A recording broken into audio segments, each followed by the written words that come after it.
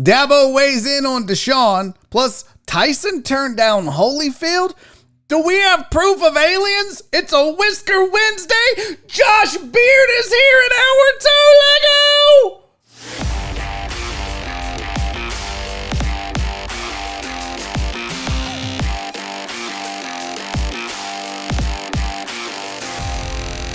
Live from the BiffNet Studios World Headquarters in Spring, Texas, it's Barry on Deck, hosted by former ESPN Houston radio host and stand-up comedian Barry Laminack, starring Oliver the Cat. Written by Barry Laminack, produced by Barry Laminack, directed by, you guessed it, Barry Laminack, featuring sports, entertainment, special guests, film sessions, and some drinking. Okay, a lot of drinking. Viewer discretion is advised. And now, here's your host, Barry Laminack. What's up, you damn dirty deckheads? Welcome to Barry on Deck. I am your host, Barry Laminack. Thank you guys for being here. Today is Wednesday, March 24th, 2021, and this is episode number 217 of Barry on Deck. Thank you guys for tuning in, for joining in, and for being here today. Lots to get to. We only have an hour of topics with you and me because joining me in hour number 2 is Josh Beard. I'm excited about this. Josh is over there on Twitch doing his thing, blowing up. Former sports talk radio guy here in Houston as well. So we're going to get to rap about our old days in radio. You guys get to watch a couple of fledgling Twitch and YouTube streaming fuckfaces talk about the good old days and about the path forward and how he and I, along with Kyle King and some others, are trailblazers. I mean, not really, but you know, it's really, we're here because we have no job. So we're going to talk about it. It's a Whisker Wednesday. Last week, I promised PK I would rep my Special Pal shirt, and then I, quite frankly, forgot to do it. So I was like, oh shit, I owe her. Let me do that while I unplug my headphones. So I figured what better day to wear it than on a Whisker Wednesday. So definitely repping Special Pals while we rep Special Pals today and try to get some kitties and doggies adopted. Also, we do have sports to talk about. I've got some really, really good sports highlights for you from the NCAA basketball tournament. A guy put together this highlight package, and dare I say, it's the greatest highlight package in the history of sports, period. End of story. This beats any Sports Center packages, any YouTube guys that are like, hey, check out my highlights. This is better than Boom Goes the Dynamite. This should be setting the sports world on fire. So we're going to check those out as well. Let's get started, though. You guys know we start off by recognizing the greatest deckhead in the history of the world, at least for the next 2 hours. And that deckhead is none other than Justin Swinford.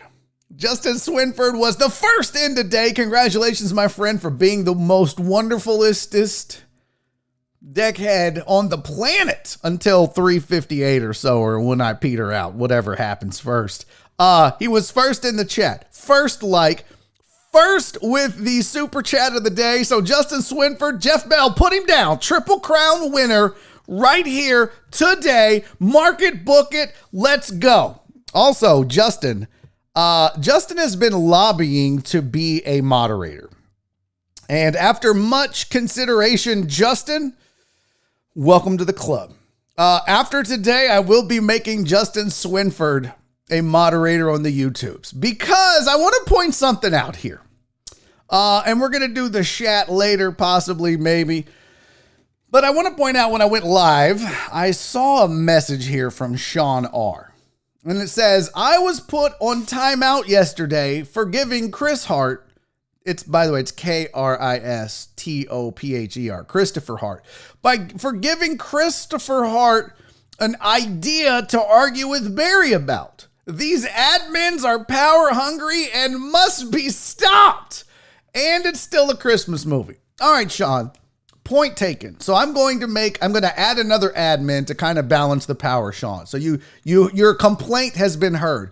Also, because of the last part of that where you said it's still a Christmas movie, enjoy your 5-minute timeout. House, Luis Zelaya, Jeremy Benninger, you know what to do. We'll see you in 5 minutes, Sean. Go fuck yourself. Yeah, you don't get to just come in the chat and tell me Die Hard's a Christmas movie when you know the goddamn rules of the show. No soccer, no Die Hard's a Christmas movie, and you got to agree with me or else you're getting a timeout. That's the rules. You know the rules to live by. So we'll see you in 5, Sean. Yes, I know. House, hit him with it. What is the lamb bomb? I don't understand. Why am I hitting the lamb bomb thing? All right, well, enjoy your 5-minute timeout, Sean. You know what they say, the squeaky wheel gets the grease. Well, grease yourself up for 5 minutes. But Justice Winford, welcome to the moderator party. You, my friend, are the newest moderator of Barry on Deck. Oh, Rev said that's why he got a timeout, because he called it a Christmas movie yesterday. What are your raggedy ass deserved it, Sean? Give him another one because he repeated it today, House. Yeah, oh yeah, and don't disagree with me, ever. Don't say Die Hard's a Christmas movie. Don't put soccer updates in the chat, and don't correct my spelling. But correcting my spelling doesn't get you a 5-minute timeout. That just gets you a full-on ass block on all social media platforms. No, I can't trust Mr. Reyes to be a moderator. He's too willy-nilly. 1, he's not here every day. 2, he's liable to go off the handle and ban everybody except Cece because they vote the same. I can't trust Reyes to handle that kind of responsibility. Are you kidding me, fam? Hey, I got to give you one show update because, I'm trying to keep you guys in the loop. So we had the big 600 and something subscribers, and if you're one of them that just subscribed to the show in the last couple of days, welcome to the family. We get litty, we get crazy. Buckle up, bitches. It's gonna be a wild ride. Our show yesterday, view-wise, one of the best shows we've had in probably 6 months, views-wise, and likes. I think I'm being hacked. If I'm being honest, I've thought about this a lot.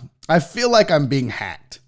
My YouTube channel is about to be hacked or crashed or something, because it doesn't make sense that yesterday's show, which the views were good. Don't get me wrong. I'm here for it. We got 500. It's not like they're crazy 18 million or anything like that. But we hadn't had a 500 view. Even this yesterday's show has more views than the Jerry and Barry on Deck Streamathon got. So I'm a little sus about it. But what's really more making me question, is there a glitch in the Matrix, or is this all about to come? Is this a house of cards about to come crashing down? Yesterday's show has 470 something likes. What? We don't get that in a week on shows. I don't know what's going on, you guys. I mean, I'm here for the ride, but I fully expect this to all come crashing down. Here's what I think is going to happen. You ever noticed how some influencers like, oh my God, I got 2 million followers because I have titties and sometimes I show them and then I'm just so popular. People like me. Well, first of all, they like your titties. Second of all, a lot of those are bots and bot followers and shit. And you ever notice that some people will be like, I have 2 million followers. And then they're like, oh my God, I have 700 followers. What happened? It's because a lot of that shit was scammy, spam, robot bullshit followers. That's what I'm worried about. Now, if you're new and you're a legitimate human being that subscribed to this channel and liked the video yesterday, I'm not talking to you. Welcome. I love you. Thank you. This little old fledgling YouTube fuckface appreciates it.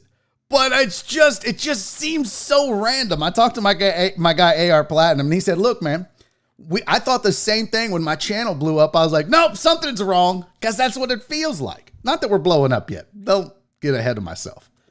But then he said, we were doing a live show and like randomly some guy in a foreign country, he's like, I don't know if it was like Nigeria or something, but some star in an African country was watching whatever we were doing and was like, man, I really like this, and talked about it on his social media. And we got a flood of subscribers and he said, we thought we were being hacked. We thought it was like a Nigerian prince email scam shit. We were just started blocking people and like, we didn't know what the fuck was going on.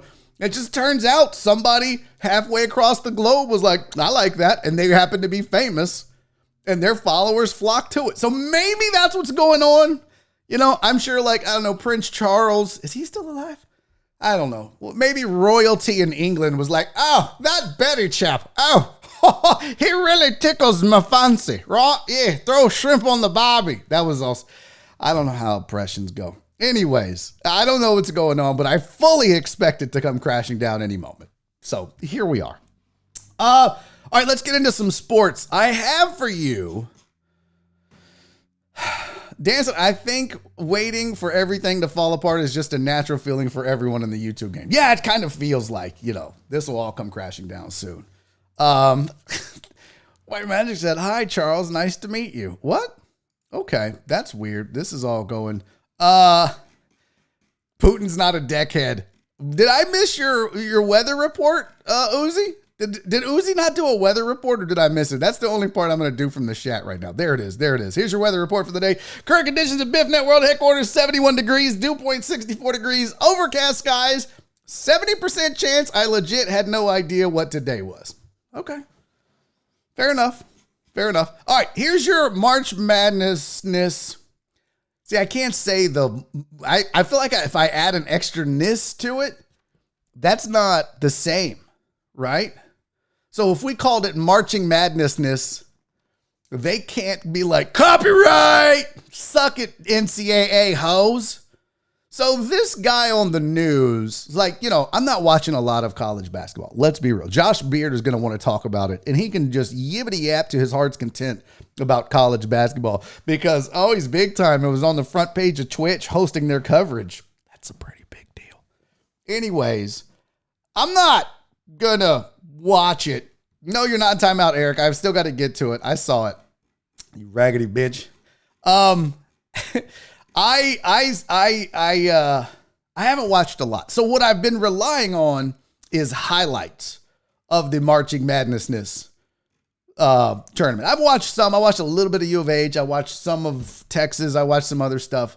But then I found these highlights, and this is by far and away, the best highlight package from Marching Madness in the history of Marching Madness. Check this beauty out. With the NCAA's rules on highlights, they're complex, antiquated, and they say I can't show you the highlights until the post-game show ends on CBS. That's how they do. At about 11:30, but they don't Stupid. say I can't open up MS Paint and go to town. Roll it, Brandy. Will Wade trying to take LSU to the Sweet 16 for the second straight tournament. Cam Thomas red hot early, 19 first half points for the freshman. The ball was on fire. LSU led by as many as 9, but Michigan battled back, outscoring LSU by 10 in the final 7:30. Eli Brooks with a team-high 12. So in the second half, good Tigers shot. steal back Good momentum. shot. It's Yeah. Thomas again from 3. He scored 30. Way downtown. But Juwan Howard keeping his team calm as the Wolverines respond with a Juwan Howard has 14-1 eggs for hands. Donde Brown going for 21 off the bench. Nice. The Wolverines steal the momentum, and Ann Arbor faithful rise to their feet. Michigan never looks back. Fuck with me. What? That was the greatest highlight package in the history of Marching Madness. Oh my God. Yo, that man, did y'all see Juwan Howard's hands though? What happened to his hands? Like Juwan Howard's hands. There you go. That dude's got eggs. He's got footballs for hands. As the Wolverines. By the way, I like his hair too. Look at the hair they put on him.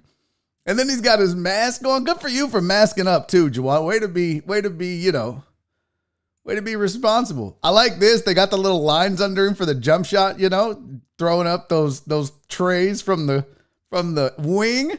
This is so great, man. Oh, that's good stuff. If you didn't like that, you're dead inside. Screw you. Speaking of dead inside, Eric Resendez, thank you for the super chat. Soccer talk. Mexico versus USA under 23 for the Olympics. Thank you for the super chat. And now enjoy your 5-minute timeout. I told you, fuck soccer. I'm not talking about it because I don't know about it. I don't know enough to talk about it. Also, there's the problem with me not giving a fuck. about soccer. All right. So thank you, House, for 5-minute timeouting Eric Resendez. Jerk ass jerk. Those were the best highlights ever of Marching Madness, without a doubt. Why weren't the fans wearing a mask? I don't know. Bring it up with the fans. Shut up, Mark. What's up, Andrew Clay? Hands are really hard. Yo, Andrew! Holy shit! You guys, that's Andrew. That's the guy that made the goddamn video. Sorry, Andrew, we cuss on this show. Andrew, I do gotta know who was in charge of the hands budget for your video. You should join me on this show. I wish I had your email. I want you to come on the show. This was legitimately the greatest highlight package in the history of highlights. I mean, this is next level. And I did see, I don't know if you guys saw this on Twitter. Go follow Andrew Clay on Twitter. Totally worth it. But he got a tweet, was it Golick, Andrew, that said he wanted you to do an entire ESPN highlight package?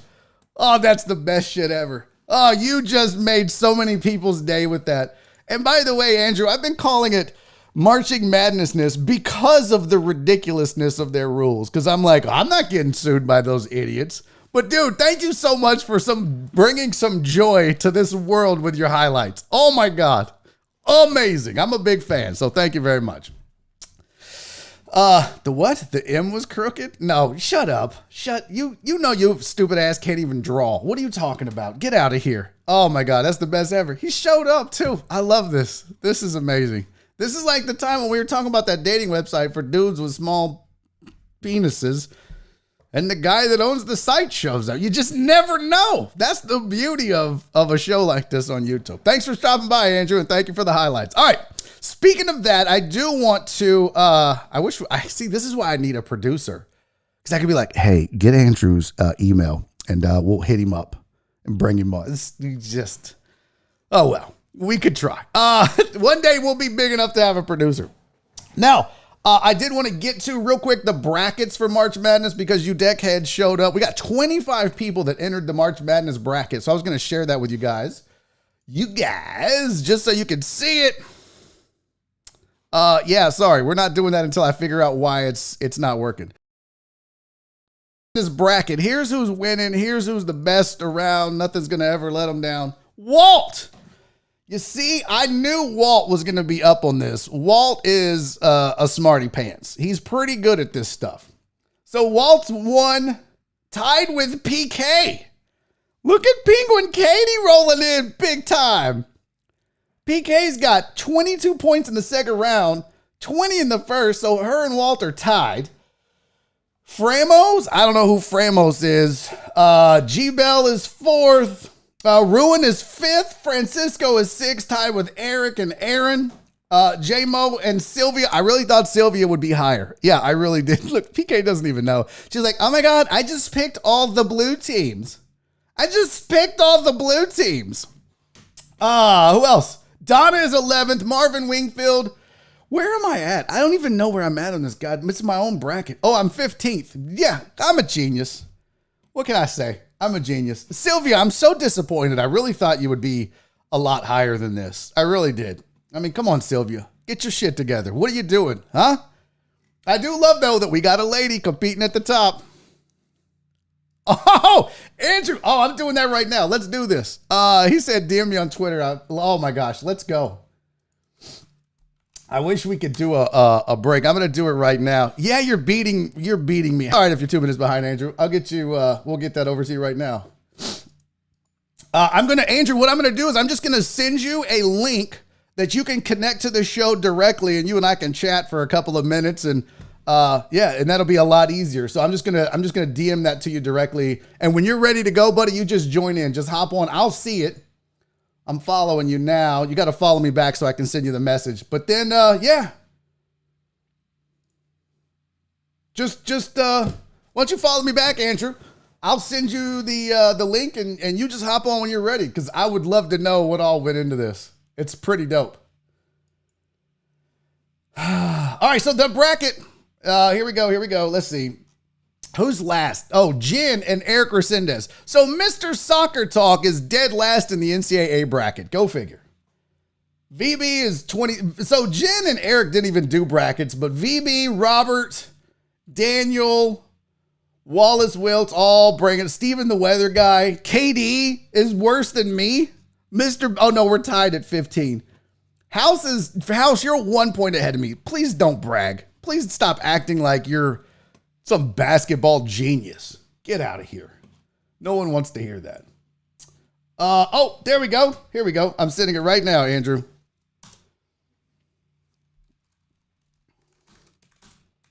Hit that when you're ready. All right. We're going to guys, this is going to be so great. We're going to get Andrew Clay on here to talk about his highlights. I am just so pumped about this. As soon as he's ready to go, we're going to go. Until that time, though, a little bit more sports that I wanted to talk about because Dabo Swinney was asked about the issue with Deshaun Watson and what's going on and asked about his opinion on what was going on. And Dabo had this to say about Deshaun Watson. He said, all I can tell you is that I have known Deshaun since he was in the 9th grade and that he has been nothing but exemplary in every area that I have ever known him in. 3 years here as a player, I think I had a chance to yell at him one time because he was 5 minutes late to a team meeting that he overslept for. And that is it. That is the Deshaun I know. I can only base my thought on my experiences with him, which have been wonderful. Again, I love him like a son, and we will just have to see where everything else is going from there.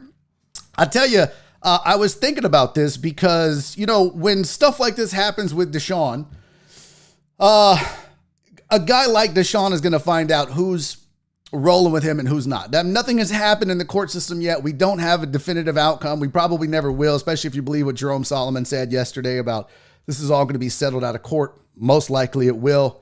But I think if you're a guy like Deshaun Watson, regardless of what you think of him personally, you have to know that he's looking at this going, all right, who's rocking with me and who's bailing on me? And I feel like, a guy like Dabo supporting him and having his back will go a long way for Deshaun because he's going to need all the allies he can get. When stuff like this happens, when you are at your bottom, and this is definitely rock bottom for a guy like Deshaun Watson, he's looking around and saying, all right, all these people that said they loved me and had my back, are they still here? Speaking of here, oh, I am so pumped about this. You never know what's going to happen on deck, and you never know what's going to happen on YouTube. You guys joining me right now on the show, Andrew Clay, the man who put the madnessness in marching. Andrew, thank you for being here, buddy. I appreciate it. Oh, you're on mute. You're muted. I think your mic, there you go. Enable your microphone. Nope. How about now? There you go. There you go. Yeah, there we go.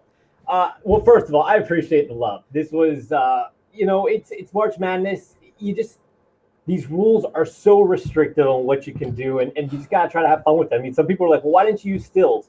I didn't use stills because that would just be silly. That would give the NCAA what they want. Yeah, exactly. A lot of people don't know about all the rules that go into doing sports broadcasting and sports highlights. I mean, just for the little show, I was in radio for 7 years, and there was, you knew if you did an ad in January or February, if you even mentioned Super and Bowl, and you could get sued, the whole station. Yeah. It's nerve-wracking. And so I imagine that there's a whole different set of rules when you're dealing with the term March Madness and the term, NCAA March Madness plus highlights. How long is the rule sheet that you get from the NCAA in regards to highlights? So for the men's tournament, it's at least 2 or 3 pages. And what's interesting is they don't actually send it to you. That's what I've always found to be such a kicker, is that the NCAA does not send it out. And in the past, I've actually had trouble finding the specific rules because they time out the specific windows. It's all down to the minute on when you can do it.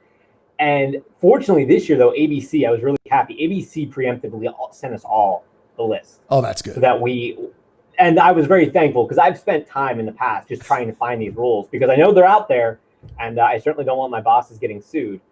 It's crazy. And Paint came to the rescue this year. I was gonna say, whose idea was it to do the highlights of Paint? Because I'm gonna tell you, that was genius. So I saw someone had played with it earlier in the week. I saw someone on Twitter post some things like, "Hey, look, this is what I did," and they were kind of They kind of did it in a joking manner.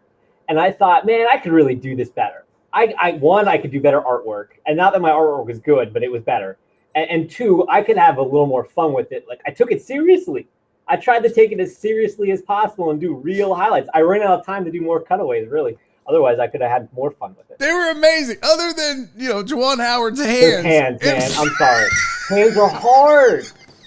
And paint doesn't allow you to like rotate the access of like a line or anything like that. So like, man, hands are hard, dude. Hands are hard. I'm surprised you didn't give us what do they call that? It's there's a documentary maker. Was it the Ken Burns effect where we got the slow zoom in on the highlights, or maybe one to the left? No, well, see, that's not how you do highlights. So that's true. I actually, funny enough, though, I almost thought about doing that. I call that eye candy. I call it eye candy. You do that little Ken Burns effect. Yeah. Dude, it was outstanding. Hands are hard, man. Hands are really hard. Now, did you did this with a mouse, or did you have like a pen and you were able to draw? Nope. I did this with a mouse, and I did it during the game. I kept, as anyone who does highlights, when you're watching a game, you're taking a mental note of what you want to show. So I saw things I wanted. I was like, okay, let's draw it. I mean, I wanted to do more. I wanted to do the defense. I wanted to do it all, but I had to be realistic on what I could feasibly do in a night, given that I've never tried to tackle a project like this. I haven't been on paint that long since I was a kid. I used to dabble in paint a lot as a child, but I haven't been on paint that long in 20 years. How much time did you have from the time you watched these games to the time you were going to go on air and do these highlights? How much time did you have to put that together? The game, the game was a 6 o'clock game, probably over by 8 o'clock. I had about 2 hours. Wow. But I started the work beforehand. So I knew about 5 o'clock I was going to do this. I had decided that this is what I was going to do because I wanted to show something. I didn't want to show nothing but a scoreboard. And I really thought LSU was going to win. I work in Louisiana. I cover LSU. I really thought LSU was going to win. So I'm like, I have to do something. And so I started doing, I did the Juwan Howard and I did the Will Wade. And I thought, okay, well, those are 2 cutaways I can do. Those ones can be an establisher. I knew they kept showing the Michigan fans. And when Michigan took the lead late, I was like, okay, well, they keep going to Michigan fans in the crowd. So let's do some Michigan fans. So great. And I kept thinking, I'm just going to do exactly what I'm going to do when I cut highlights for our morning sportscast, when I can actually use the highlights. So I just kept thinking, what's going to come down the pipeline that I can use? And how can we make these pictures? I mean, absolutely brilliant, Andrew. Please don't stop doing these. Oh my, this is the new thing. This is it. If you go on Twitter right now, so people kept saying I should sell these as NFTs, which I kind of joked at that whole thing because I don't even understand NFTs. Dude, now I know what my grandparents felt like with a smartphone with NFTs. I'm like, I don't even know what it stands for. It's way over my head. But people kept saying I should do it. Even Kevin Nagandi is out here saying you should do it as NFT. So what I did during my lunch break yesterday, I made another one. I'm from Pennsylvania, so I'm a Philly sports fan. I'm an Eagles fan. So I made a Philly one, and I put it on that. If you look on that Twitter thread, you can find a single still of that. So I'm gonna maybe play around with it. Dude, you hit on something amazing. This is so great. I'm going to find the NFT, man. Yeah, keep doing this, Andrew. This is so great. And listen, thank you for hopping on the show. It's so weird how this stuff works. This is why I love doing this kind of show. I was in radio. You couldn't do this in radio. I'd have to have my producer. This is amazing. So thank you so much for making this happen, man. Keep doing it. Well, thank you for sharing my stuff. Thank you for tagging this. I saw this. I had to jump on. I had to check it out. And it's the first time I've seen your show. You're hilarious. I'm enjoying it, man. Oh, thank you so much, y'all. At Andrew Clay TV on Twitter. Go check him out. Go bid on the NFT. Make this man rich. I haven't started the bidding process yet, but we are making some. We're going to see what we can do. There's another Twitter handle called NBA Paint. They have a store. So I'm trying to see how they're doing things and see if I can go up that tree. Amazing. Andrew Clay, thank you so much, buddy. Appreciate it. There it is. That was Andrew Clay, the man behind the Marchness of Madness, the Marching of Madnessness highlights. The best, legitimately the best highlight you're ever going to see. Go follow him at Andrew Clay TV. Very cool of him. I'm going to be honest with you. Here's the thing you need to know about why what just happened was so cool and so special. Like I said, I've been in and around the business 7 years. TV guys are so serious. TV guys take themselves even the sports guys take themselves so serious. But I'm already a huge fan of Andrew because that dude knows what's going on. I mean, that guy hopped on, he talked about it. Oh, chef's kiss. It was beautiful. Man, thank you, Andrew, for being a cool ass dude like that, man. That was outstanding because I'm telling you guys, one, most TV dudes would never even think to do something as funny as make MS Paint highlights and then own it and have fun with it. Forget about it. That's a special dude right there, man. Oh, that was so fun. Thanks again. And y'all go follow him at Andrew Clay TV and tell him you enjoyed the highlights, man. That was really cool. All right, let's keep it rolling. Yeah, you'd never know. Well, I tweeted him, Truck and Taco, so that was cool. I just tagged him on the tweet because I was like, hey, I want to give you credit for these highlights because they're amazing. So, let's do this. While we're here, it is a Wednesday, and you guys know on Barry on Deck, it's a Whisker Wednesday. Shout out to Special Pal. So let's get 2 animals adopted, shall we? Let's take care of that right now because I don't want to forget and get into hour number 2 with Josh Beard, who's going to join me, and we're going to reminisce about our days in radio. And so let's get to it. Now, I want to remind you, all of the dogs and cats that I'm going to show you today are adoptable by Special Pals. Special Pals is open Wednesday through Sunday, 12 to 4 p.m. And when you get a dog or cat from Special Pals, they come fully vaccinated, microchipped, spayed, neutered, whatever it is, flea and heartworm. It's like literally one-stop shopping for the animal of your dreams and to fulfill your household. You go there, you get an animal, you leave, you're done. It's that simple. Go to specialpals.org to see the 2 animals I'm going to show you today, plus all of the animals they have available. And here is your first Whisker Wednesday animal of the day. Look at Catrick. I kind of like the name too, Catrick. That's pretty dope. Catrick is a spunky 11-month-old male tabby cat. He was one of 6 cats that was brought to Special Pals after their owner passed away. Aw. Along with Meow Kinsey. Y'all remember Meow Kinsey. His favorite thing is climbing. He loves pretending he's a jungle cat on the catio at Special Pals where they have this faux tree that he likes to hide in. He's playful and sweet, and he's the perfect pal. And I want to say Katie writes these. Katie writes these for me, and thank God Katie didn't put PURRFECT because I just wouldn't have stood for it. I would have had to fix that. So thank you for not putting perfect, Katie. But that's Catrick. Oh, no doubt, Andrew. No doubt. Every Wednesday we do a Whisker Wednesday on the show, man. All right, so this is Catrick. You can get Catrick over at Special Pals. Make sure you go check it out. Specialpals.org. Remember, Catrick's going to have all the works done. Vaccinated, microchipped, all that. You can go see Catrick between Wednesday and Sunday, 12 to 4 p.m. And for the doggy side, check out Honey Pie. Honey Pie is a super sweet beagle mix who is on the smaller side. She's just 22 pounds. Sorry about the J and the U there. That should have been one word. She's sweet like honey. Loves to be loved. She starts off a little nervous around men, but with patience, she'll warm up to you. She's just over 1 year old and has already been a mom in her short life. Man, living that rough life. She's got 6 pups that are in homes of their own, and now it's her turn to focus on finding a family. You guys, Honey Pie needs a place. And by the way, I'm really excited about the new pictures we got. They look way better. It really represents. I mean, you could seriously see how cute Honey Pie is. So if you want to adopt Honey Pie, you want to adopt Catrick, head on over to specialpals.org. Do yourself a favor. Get a dog in your life. And I'm not talking about your raggedy ass man. I'm talking about a real ass dog, not that trifling man you've been hanging out with. All right, there's your Whisker Wednesday for the day. Yeah. Oh my God. See? Are you letting House run your Yeah, don't hit me with them puns. Now, I mean, some puns are okay. But I just get so tired of every animal lover, every animal person makes the same puns. A forever home. Oh, this cat is perfect. Oh, this dog's had a rough life. No, fam, we're not doing that. No, we're better than that. We're smarter than that. We're better than that. We don't need to resort to that kind of foolishness just to get a giggle, okay? We're not going to do it. Jimmy John, thank you for the super chat, my friend. He said, I love chicken, I love liver, meow mix, please deliver. Guess who is back? What's up, player? Where you been? Where you been, Jimmy John? Dadgummit. I can't have you leaving, man. There's only a couple hundred of us. You can't desert me like that. Speaking of dessert, I'm hungry. All right. All right. What else did I have for you guys today? Oh, we got the bracket done. We got the March Madness done. I don't know if you heard this news. I saw somebody post this on the Discord server for the show. But, listen, I'm not going to have you working. Oh my God. I don't know. Captain, you're new to the show. I hate you so much for being new and bringing this bullshit to the chat. What?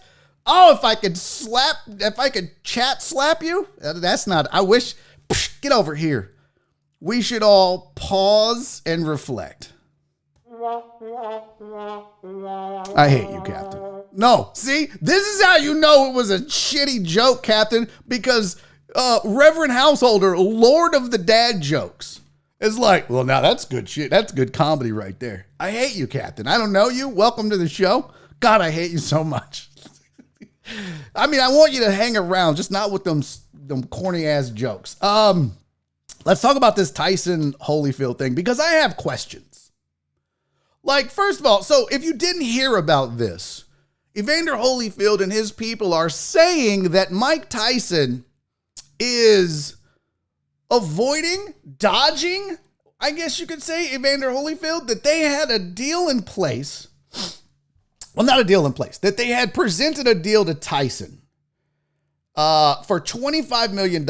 It was an offer for them to fight in May. This is according to Michael Rothstein of ESPN. So this fight was going to be part 3 of the trilogy, right? Because we know what happened the first 2 with the whole ear and all that craziness, right?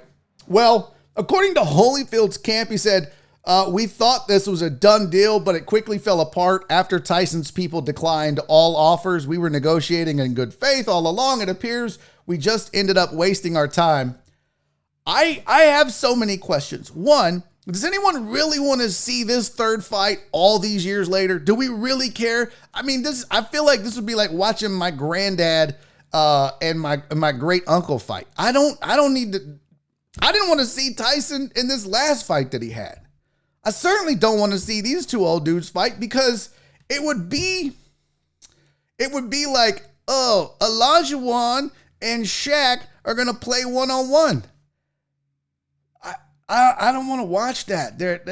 You're going to ruin their legacy in my eyes. Watching these old dudes, because they're going to have like their shorts up to here because they're fat and their titties are going to be tucked inside of their belt. They'll be like, so the ref's going to be like, no hitting below the titties. Anything below the nipple line is a foul. You can only hit between here and here. Like it's like in The Jerk when he was like, you want a prize, you can pick anything between here and here, anything here to here, anything here, basically this area. That's what it's going to be like when these old dudes fight. Nobody wants to watch that. And then I'm thinking, okay, so let's say that these 2 cats do fight. Assuming that not everybody wants to watch it because they are old and they're just doing it based on their name. 25? Are we really selling that many pay-per-views? Are there that many buys? That's just for one side. That's just 25 mil for Tyson's camp, which means Holyfield's camp is getting also at least 20. We're talking $50 million to watch 2 old guys fight. I don't get it. I don't get it. I'm also thinking, if I'm Tyson, why are you turning down that kind of money? Is he that scared of Holyfield, or does he like, well, I'm not going to justify a fight with Holyfield for that? Yeah, that's a lot. Fidel's like, I'd let them both fight me for $25 million.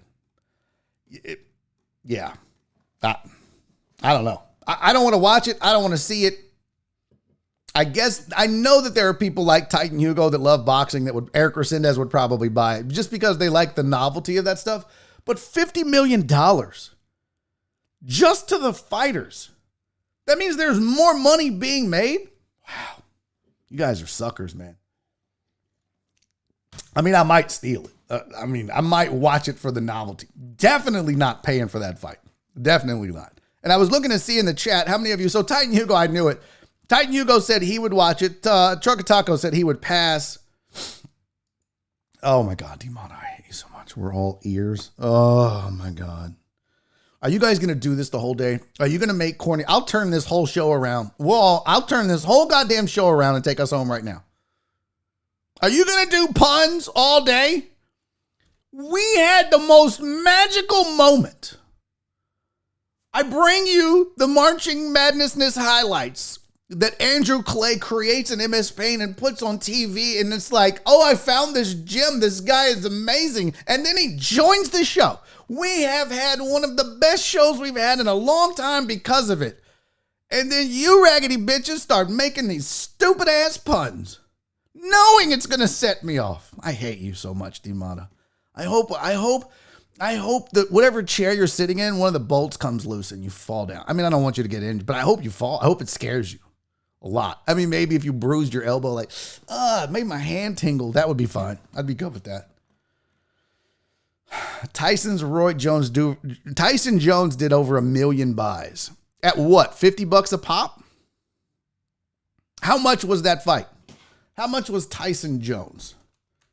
Tyson Jones fight pay-per-view price. It was $50. So it did okay, so that's 50 million. Hold on. Here's the thing from USA Today. Tyson returning to boxing generated more than 80 million in revenue. Okay. I mean, don't get me wrong. If they each, let's say that Tyson Holyfield generates 80 million. They're each getting 50. That's 30 left for the promoters. Ain't nobody starving. Nobody's like, well, we're all broke. This 30 mil we have. But you got costs. You got TV costs. You've got ring costs. You've got arena costs, security. All those things come into play. That doesn't leave a lot left. I'd be curious to know, what the plan would be for the money, because I don't know, though. You think they could generate 80 million? I guess they felt like they could. I don't know. We'll see. Oh, look at Josh is in the chat. Look, the chat is fucking on fire today.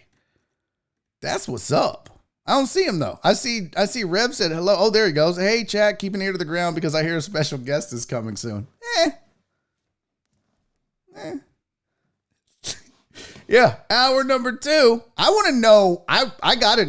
First question. I already know my first question for Josh. I already know what it is. I'm not going to spoil it. I'm not going to give it away. But I'm telling you, if you know Josh Tooth Pete Beard, you're going to want to stick around. For the very first, right off the rip, I'm going to be like, welcome back to our bro. We're going to do it. All right, so I think that's all the sports I have for you. Because Josh and I'm sure we'll talk plenty of sports. So we're going to get to that as well. Yeah, I'm good. I'm good. And we have plenty of time left. 2:45. I got the Whisker Wednesday. Oh, I don't think we got to this yesterday, but the Giants are making some moves that you're like, why are they spending money? They're not there yet. They got Adoree Jackson in. They signed Galladay. So, they get Daniel Jones a weapon. I don't know why Galladay felt like going from the Lions to the Giants was a good move for his career. He got paid. And maybe the Giants are making some moves. I don't know. Free agent market is starting to dry up, though. I believe like the top 20, top 30 free agents have now all signed somewhere. So if you were hoping that your team, be it Texans or anybody else, was going to have a crack at one of those free agents that are out there. In fact, I've been sharing this with you, so let's keep using our tracker from CBS. I will share that again with you. Let's look over there here. So here you go. Oh, that's not right. Oh, update. Come on. Stop being a hoe. Oh, cool. Good job, CBS. Way to have your tracker not work. Did my internet go down? What the hell is going on here? Yeah, so they're oh, there we go. Now it's showing up. So here's your CBS tracker. They had Kenny Galladay. Where was he at? He was somewhere up in the mid. There he goes. He was 10. So now you're looking at the top. Okay, Melvin Ingram they have at 25th on this list. So you're looking at basically the top 25 have all signed somewhere. So maybe your team needs an aging edge rusher. Well, Melvin Ingram is still out there. Alejandro Villanueva is still out there. And if you're a Texans fan, boy, it wouldn't kill you to get another tackle. If you're the Chiefs, you probably still need to do some work on that offensive line. Again, aging vet. That's usually who you'll see left around this time. But that's like, it's getting slim pickings when you go. So that's one. So you got 25. This is all according to CBS's rankings. 25, 30. Jadeveon Clowney at 43. another edge rusher, not as aging, but still not as productive as the hype that's surrounding him. But you could probably get Clowney on a good price right now. You got Eric Wilson, Sammy Watkins, Kevin King, Austin Reeder. That rounds out your top 50 that would be available. So if you thought, hey, you know what? There's still getting pretty slim on the free agent market, that's for sure. Galladay was the big name left, and he signs with the Giants. What a weird move. Money talks, I guess. At the end of the day, it's all about that money. Hey guys, real quick, I want to tell you about some folks that have been sponsoring and supporting the show, who I really appreciate them keeping this show rolling. And I want you to know that if you're looking for some of the best Cajun inspired and spiced crawfish in the city of Houston, get on over to Dan's, eatatdans.com. They've got 2 locations to serve you, one on the southwest side off of Gessner and one on the northeast side off of Uvalde. Dan's Seafood and Wings. They've got seafood, they've got wings, but man, it is crawfish season, and they have some of the best crawfish in the city of Houston, hands down. They've got the garlic butter seasoning. They've got mild, medium. They've got extra spicy. Pro tip, get their boiled shrimp, put it in with the crawfish, thank me later. And they're doing it right? I don't know a lot about crawfish, but apparently the big deal is boiled eggs. So they're doing that. They've got the New Orleans barbecue shrimp, the lo mein that Francisco loves. All of it fresh, all of it delicious. Get out to Dan's. Follow them on Instagram at eatatdans. That's at eatatdans, or go to eatatdans.com for more information. And hey, while you're online, mosey on over to the Y Factor. Do your boy a solid. I know a lot of you out there, y'all got a lot of kids. You need to slow down on the kids. And maybe your wife or partner has, been messing with the birth control for a long time, so y'all don't have any more kids or don't have any kids. Why don't you give them a break? Why don't you go to the Y Factor and get that no scalpel vasectomy? It is time to finish the job. It is the madness of marching. So march yourself on over to the Y Factor or call them 832-210-2556. Get an appointment set up. It is a no scalpel vasectomy. Our very own Chris Householder had this done. He was like, okay, this is enough, kids. I'm a baby factory. Let's move on. He said, Barry, no pain. There was some minor discomfort, but it was minor. The communication was what he bragged about. He was like, dude, before, during, and after, the communication was excellent. I knew everything that was going to happen. So take it from my boy, Chris Householder. It's no needles, no scalpels, 15 minutes, you're in and out, done. And you ain't got to worry about having kids no more. Congratulations. Check them out, theyfactor.com, or give them a call, 832-210-2556. 832-210-2556. It's theyfactor.com. Finish the job. All right. About to get out of here and get to a break in just a second. I did want to, I billed this at the beginning of the show. Someone sent this to me. I think it was Francisco. And I was pretty excited about this topic because you guys know I'm kind of a nerd when it comes to space. Yeah, Donna. As a matter of fact, Donna, good question. I had a meeting with them today. They'll be back. And they have another venture that might be back as well. So, especially for the ladies, no doubt. So, stay tuned for that. Stay tuned for that, Donna. But yeah, I had a call with Harold and Steve. Yeah, see, Jen knows. Jen knows what's up. We had a call today. So, things are getting back on track as well there. Plus, working on a title sponsor for the show. It's all moving and shaking. Donna said, oh, good. Look, I appreciate you waiting, baby girl. Thank you. I ain't putting no CBD up in there. No. I missed you so much yesterday in the chat, CC. No, sweetie, I'm not asking you to put any CBD in your Virginia. That would be really weird. Please don't do that. There's so many other ways to get CBD into your body. Please don't do that. So Francisco brought this video to my attention. Now it's kind of long, but I wanted to play this. We have a little bit of time before we get to the break and I want you to pay attention. This occurred on Fox. All right.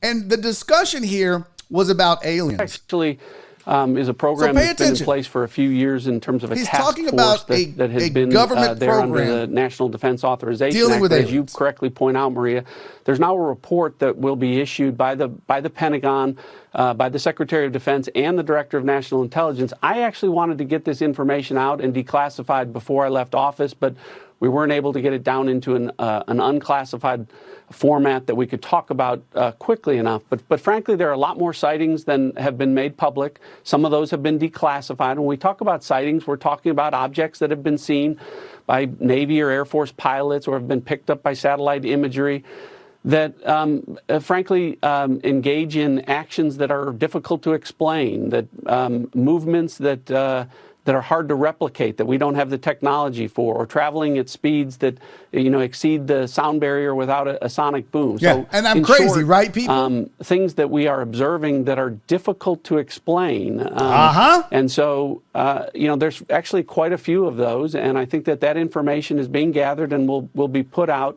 in a way that the American people can see. We always, when we see these things, Maria, we always look for a plausible explanation. Right. Weather can cause disturbances, sure, visual disturbances. Sometimes we wonder whether or not our adversaries have technologies that are a little bit further down the road than we thought or that we realized. But there are instances where we don't have good explanations for some of the things that we've seen. And, when that information becomes declassified, I'll be able to talk a little bit more about that. I want to point out, you have a guy that worked in the government that had access to this data and to this information about UFOs. He had access to all of the documents that our government has on UFOs, UFO sightings, UFO encounters. And he's basically saying, I don't know why I paused it on him going, but he's basically saying, listen, when it becomes declassified, because I can't say it, I'll let the people decide for themselves, which means there's probably some really good evidence that needs to be declassified for us to see. Can you tell us where it was seen? Actually, all over the world. There have been sightings all over the world. And when we talk about sightings, the other thing I will tell you is it's not just a pilot or just a satellite or some intelligence collection. Usually we have multiple sensors that are picking up these things. And so, again, some of this are just they're unexplained phenomenon. There's actually quite a few more than have been made public. So I think it'll be healthy for as much of this information to get out there as possible so that the American people can see. Actually, So suck it, non-believers. You got guys in the Pentagon saying, once this gets declassified, we're going to get some information that maybe was never available to us before. And I want to point out, I love what Scott Hansa said because it's a great point. It's a great point. He did look like Michael Scott. Wow. It's a great point that Scott Hansa says, I've never understood why they hid this. Why? I think that the government thinks that as people, we wouldn't be able to handle the fact that there are aliens and UFOs out there. That's one thing which I think is pretty silly if that's why they hide it from us. Number two, though, I think that some of it has to do with national security. And I really believe that that's why they hide it, because they're like, well, we don't know. What we don't want is for our citizens to panic, to think we could be attacked at any moment by aliens and have no defense. So if we just pretend like they don't exist, then we don't have to address the fact that how would we ever defend ourselves against a species of people whose technology far exceeds anything we've ever created. So that, Scott, I think more so than just, well, people are stupid, we won't tell them. I think more it has about, are we going to, throw our citizens into a frenzy? I really want to give you a timeout. God damn it, Tony. This is the corniest. That is worse than the other dumb puns. I hate you so much. Captain said multiple pilots and military personnel have encountered them. At this point, I don't have much doubt. I'm a believer. I've never seen one myself, but who was it the other day Baker Mayfield. If they'll visit Baker Mayfield, of course they're going to go visit Intelligent Life. Pete Jones said, I can't tell if you're playing or serious, Lamanek. About the alien? I'm dead ass serious. I'm 1,000%. If you think for 1 second in the vastness of space, I want you to, I can't even express to you how big space is, Pete Jones, and everybody out there that's like, no, we're it. It's just us. Just us. Think of space like this.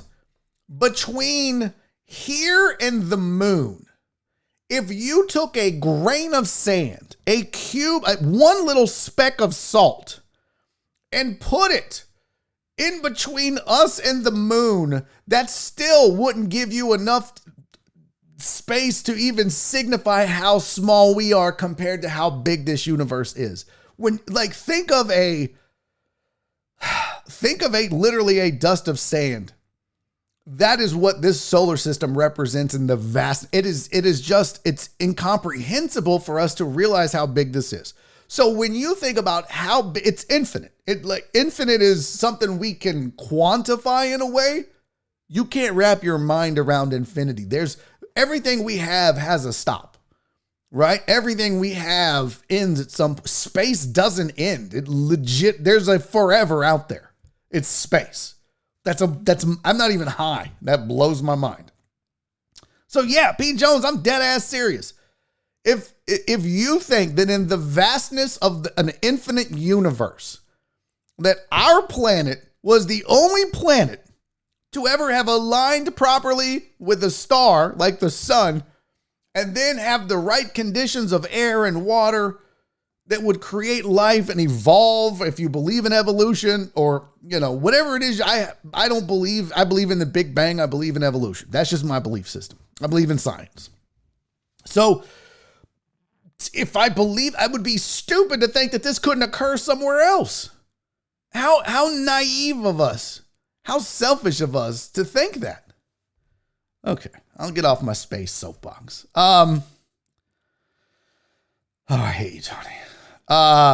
No cover at House of Blues show Saturday. Oh, really? Damn, they're just giving us away for free. All right, we got to get to a break. I got my guy Josh Beard joining me in hour number 2 of this show. We're going to have a good time. We're going to talk about anything and everything. I'm going to ask his thoughts on aliens and space. We're going to find out. I've got something for him. I want to know his top 3 of all time. I'm going to put a picture on of some different television females. I'm going to get his assessment of these ladies. We're going to talk aliens. We're going to talk sports. We're going to talk radio. All of that and more right around the corner. But it is a Whisker Wednesday, so I have a Whisker Wednesday break for you. Cat Daddy is back, plus more. We're back in 5 minutes, guys. Do me a favor. Don't go anywhere. Stick around for hour number 2 with Josh Beard. Right after this is Barry on Deck. I'm your host, Barry Laminack. I'll see you after the break.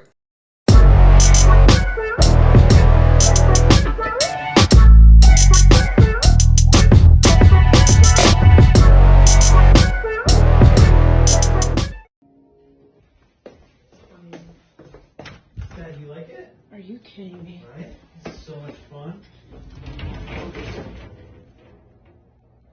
Are you serious? Dude, you're ruining our bubble bath. What have you done to my cats? We're just enjoying our time. This isn't normal. Yes, it is. There's nothing about this is normal. Oh my god. Let me get you guys out. Hold on. Give me just a towel. Let me get a towel.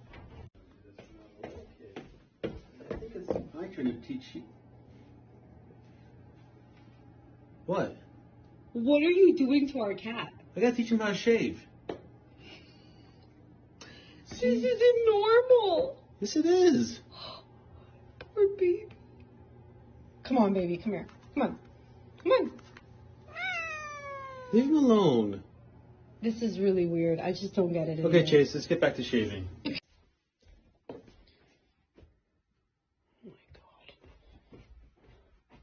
What is this? Dude, can you see we're asleep? No, where are my matching pajamas? Just leave us alone. Ugh, why is he always on my side? It's his side. No, Chase, scoot over. Scoot over. Where do I sleep now? I'm gonna sleep on the couch. This isn't fair. What do you mean you're at the beach?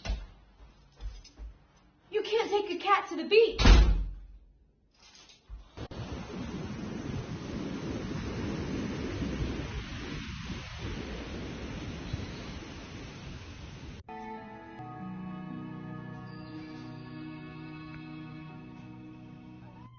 You got it. Come on.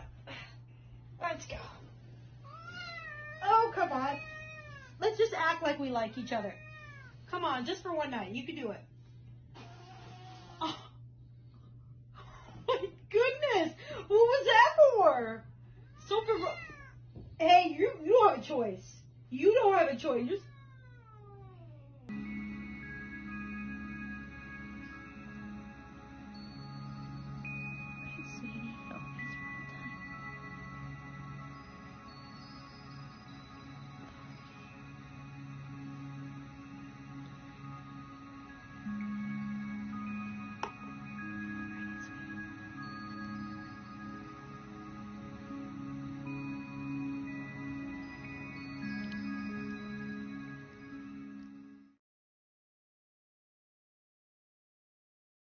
come on, Leon. Dave? Leon, come here. Leon. Come here, bubbies. Come on, bubbies. Come on.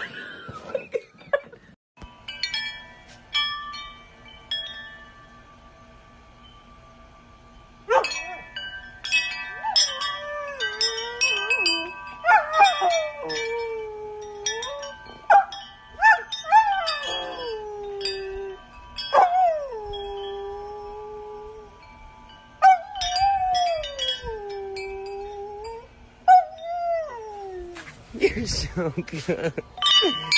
Hey, welcome back to hour number 2 of Barry on Deck. I'm your host, Barry Laminack.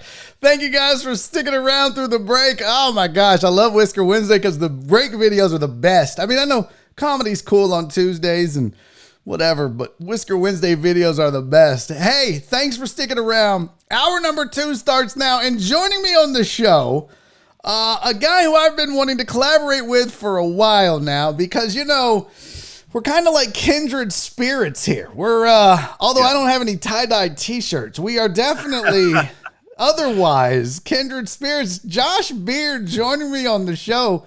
Buddy, thanks for being here. Thanks for having me. I think, okay, so I got multiple tie-dye t-shirts that my kids have made me. I wear them because all they are like undershirts that are super soft and comfortable, but it makes it okay for me to wear undershirts in public because my kids painted them, right?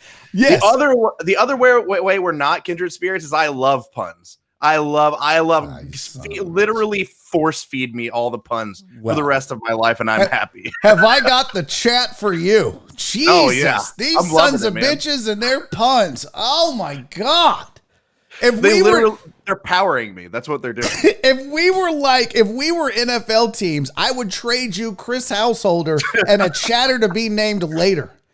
And you can I'd be fine with that. All the goddamn puns you want. Send me somebody with some good damn jokes. Oh God, they're you know, look, as a stand-up comic, you see that shit, and you're like, every once in a while, a good one is great. But come on, somebody, I'm talking space, and Tony makes an anus, but he's like, there's aliens in your anus. Oh my God, I hate you so fucking much. I think you're just peanut butter and jealous that you didn't come up with those amazing puns yourself. That's Bye, everybody. It's been fun being on Barry on Deck. I appreciate the time. Welcome to Josh on Deck. Fuck this show. I'm out. Peanut butter and jealous. That's amazing. Yeah, I just heard that for the first time the other day. Somebody in my chat said that. I'm like, that's the greatest gift that anybody's ever given me. And now I've used it about 100 times in the last 3 days, and my wife wants to take me out of the house. Just wearing it out. Yeah, for sure. That is outstanding. Well, listen, I didn't know the kids made the shirt. That makes it so much better. Otherwise, you just look like you never left the 70s, or maybe your parents were hippies or something. But what got them? My parents were hippies, so it kind of fits. Yeah, it tracks. What made them design the shirts? Is it just something they like doing, or what? Yeah, it's just something that my wife does with them. Like during the summer, my wife's a teacher, so she spends all the time during the summer with them. And so they always pick a craft. So now it's like the last 4 years in a row, they make tie-dye shirts at some point in the summer, and this last year they did it during the 4th of July. So also it makes I'm not as fit as I used to be, but for some reason this shirt makes my shoulders pop a bit. So I'm like, I can pretend like I'm fit, and so it's like, yeah, let's go. The shoulders looking great in this shirt. I gotta admit, I've never heard a grown ass man be like, this t-shirt makes my shoulders pop. Hey, come on, man.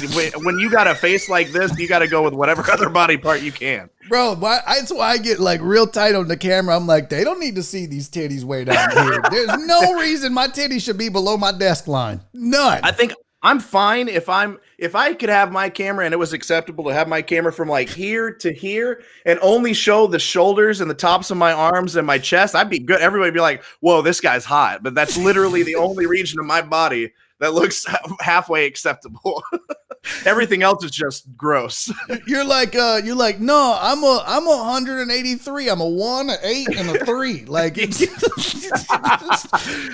this area is the only part of my body that doesn't shake when I play basketball. So like it's good. It's all still pretty firm. Yeah. Dude, you play basketball? That's way better than me. I don't do athletics. These chins don't scream athletics. No way. Hey, it's not like I do athletics and then I go eat Burger King afterwards. It's not like it's doing me any good. You just sit there eating chicken fries in the car like, man, I should have sank that jumper. No one. Yeah, it's jumper? You didn't get that high.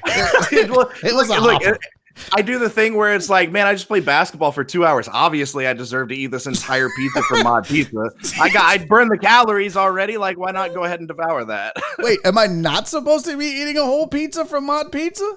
That's what I thought. I thought overloading on carbs right after a workout is what you're supposed to do. That's why you regain energy. No, this is a good question, which my original very first question off the rip was going to be about Tooth Pete and what the fuck that means and what is it. But we're going to get to that. This is a much better topic for me because I do a whole show called Food of Ages where me and my old co-host from Houston Game Day, Mike Liebeschock, talk food for 2 hours. And so these kinds of topics I could go on for days. But is Mod Pizza the regular, 8 slice? It's not a big pizza. It's a Mod Pizza, right? The standard pizza. Is that not supposed to be eaten by one person? Is that a 2-person pizza? Is that what you're telling me? I think that's a 1-person pizza. I don't think it's supposed to be a 1-sitting pizza. But like I don't make it like if me and my family went to Mod Pizza and we each got our own. I think that is just a big personal pizza. Okay. I'm done twice as fast as the rest of my family, and they don't even finish theirs. And I'm like, where's the rest? Yeah, where's the rest of? I should have gotten 2 of these things, and then I'd have leftovers. I don't think you're supposed to eat it in one sitting, but it's not. Honestly, I think for a grown human male adult, it is impossible to not eat a full Mod Pizza in one sitting. Okay, okay, good. You're making me feel. Of course, you and I aren't exactly the physical specimens that should be like. Well, listen, when it comes to nutrition. We know what we're doing, okay? If you only eat 3 Reese's eggs instead of 4, you're good.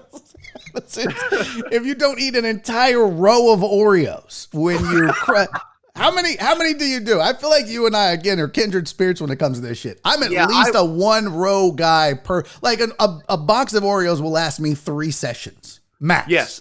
I want to be a 3-cookie guy. In my heart of hearts, I want to do everything I can to just grab 3 Oreos out of there and be like, I'm good now. You want to be a serving guy? Oh boy, if I could be a serving guy, but I'm not. Fuck me. Are you kidding? A serving of M&Ms? Oh, you mean not half the bag?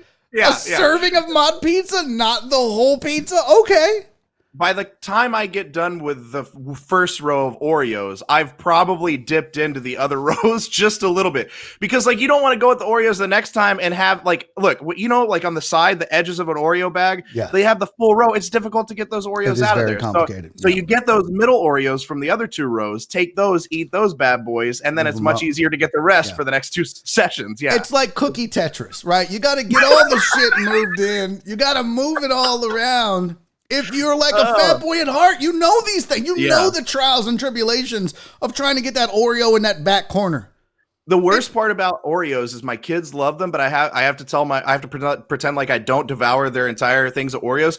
So then if I eat entire rows of Oreos that are supposed to be for my kids, I then have to drive to HEB, grab another bag of Oreos, eat some out of that, and make it look like it was the same bag. Like it's the food version of replacing a dead animal for my kids so I don't get caught by my wife. Baby, the Oreos crossed the rainbow bridge. And by that, I mean I got crumbs on my tie-dye shirt and I ate them all. That's the rainbow bridge now. This is the rainbow bridge. My esophagus. Exactly.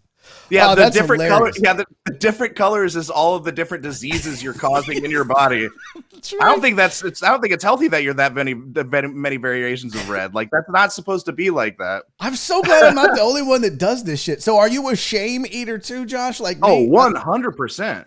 Yeah, for sure. Now, what I do is this. My wife will be like, hey, why don't you stop and get us Jack in the Box? I'm like, all right, bet. So I don't know if you do this, but because my wife's like, well, we eat too much, but we eat bad, but whatever. So I'll get something extra and eat that on the way home.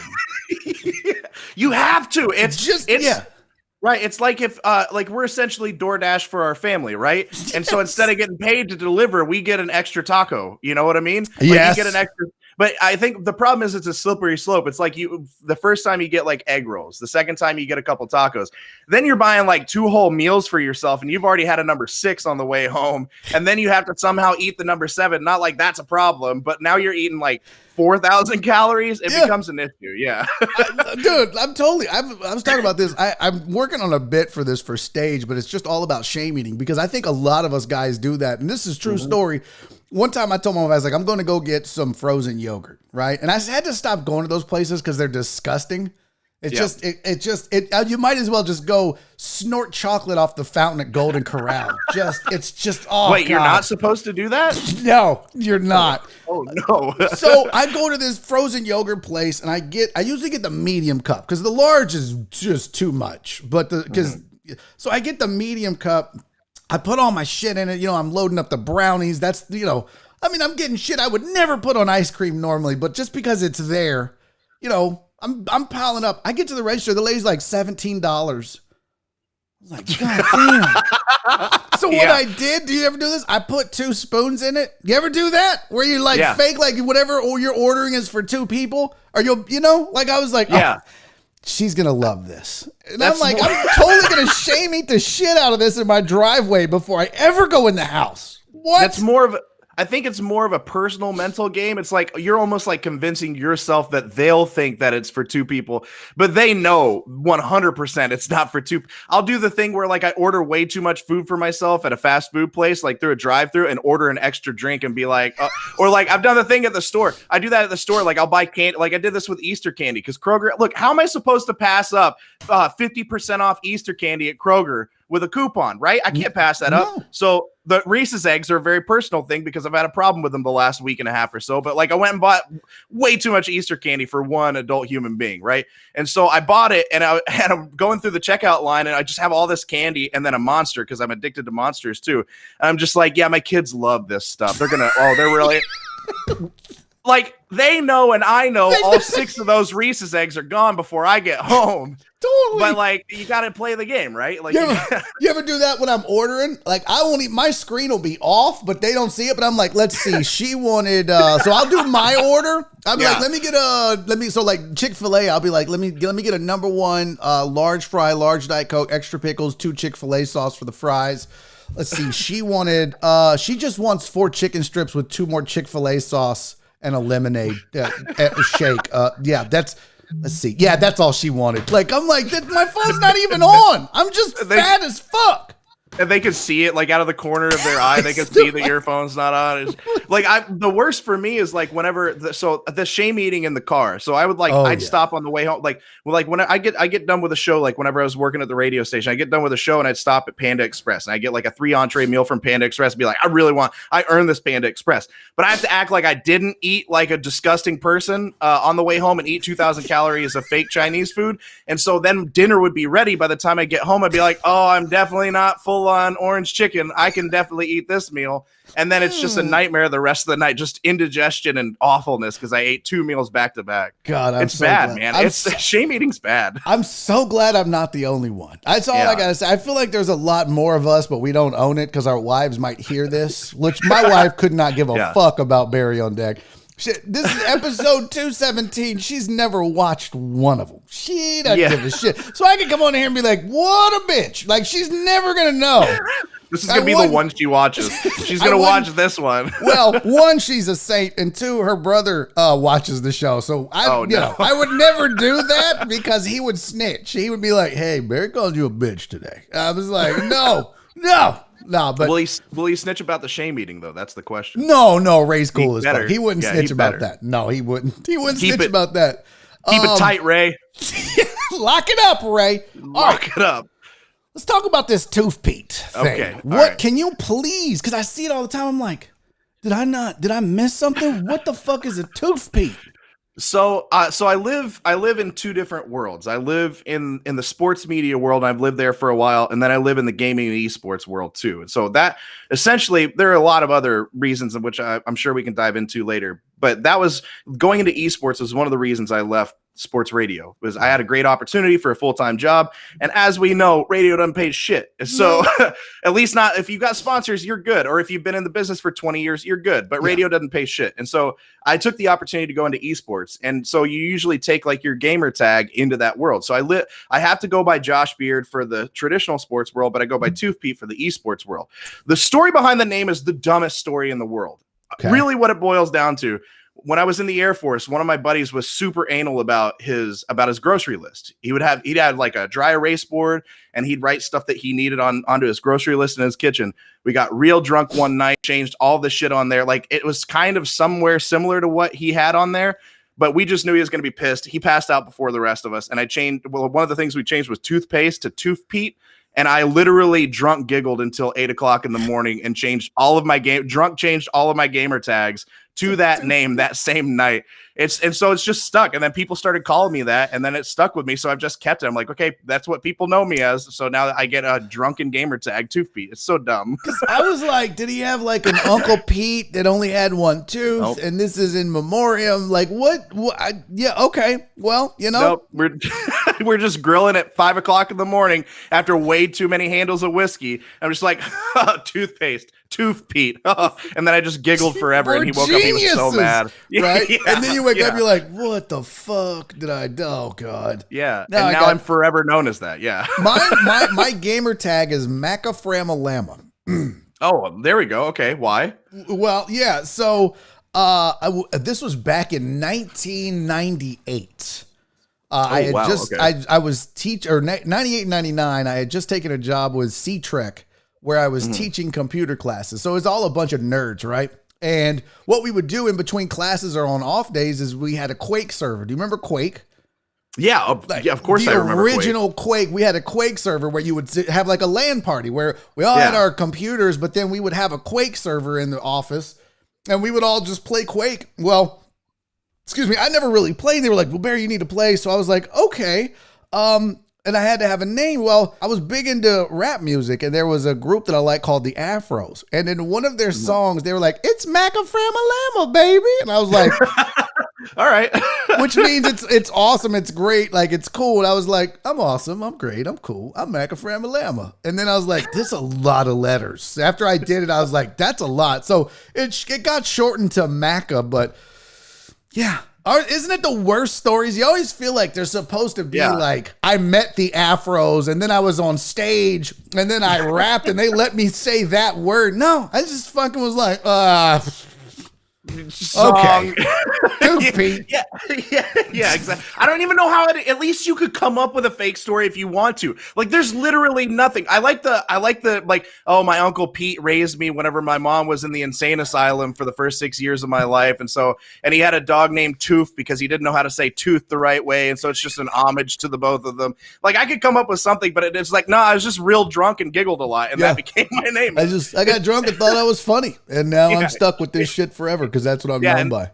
That is the number one question most people ask me is, where the hell did Tooth Pete come from? And I'm about to just start saying, yeah, that's between me and my uncle. And just like, just say that. Just leave it at that. Yeah. The Pope gave it to me. It's a long story. I was just the second time I met Robert Downey Jr., he like just making some ridiculous dumbass. Doesn't everybody have like a Bill Murray legendary story? You could be like, it happened when I met Bill Murray, but I'm not going to go into it because the best comedic like celebrity story, the only celebrity story that I have really is like Rob Schneider was an asshole to me whenever I first started working in radio. Like, that's the closest connection I have to Bill Murray because they were both on SNL. And Rob Schneider comes in. It was like 7 o'clock in the morning. I'm an intern.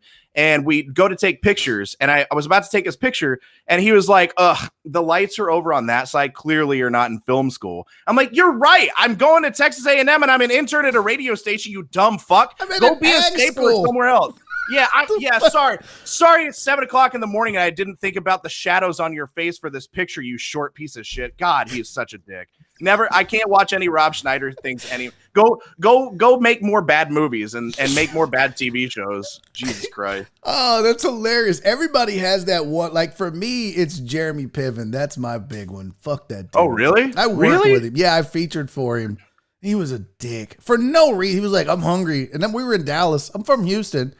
I've been at this club maybe 3 times. And I was just like, bleh. He was like, is there any food around here? I was like, there's a cafe next door. He's like, I want real food. I was like, well, then Google that shit. And I walked out. Fuck, oh, you're not going to talk to me like that. And then I did everything I could to bury that motherfucker on stage. And I never do that. But I was like, oh my God, I'm going to sell out on these jokes. I was trying to get a standing ovation in that motherfucker. Boy.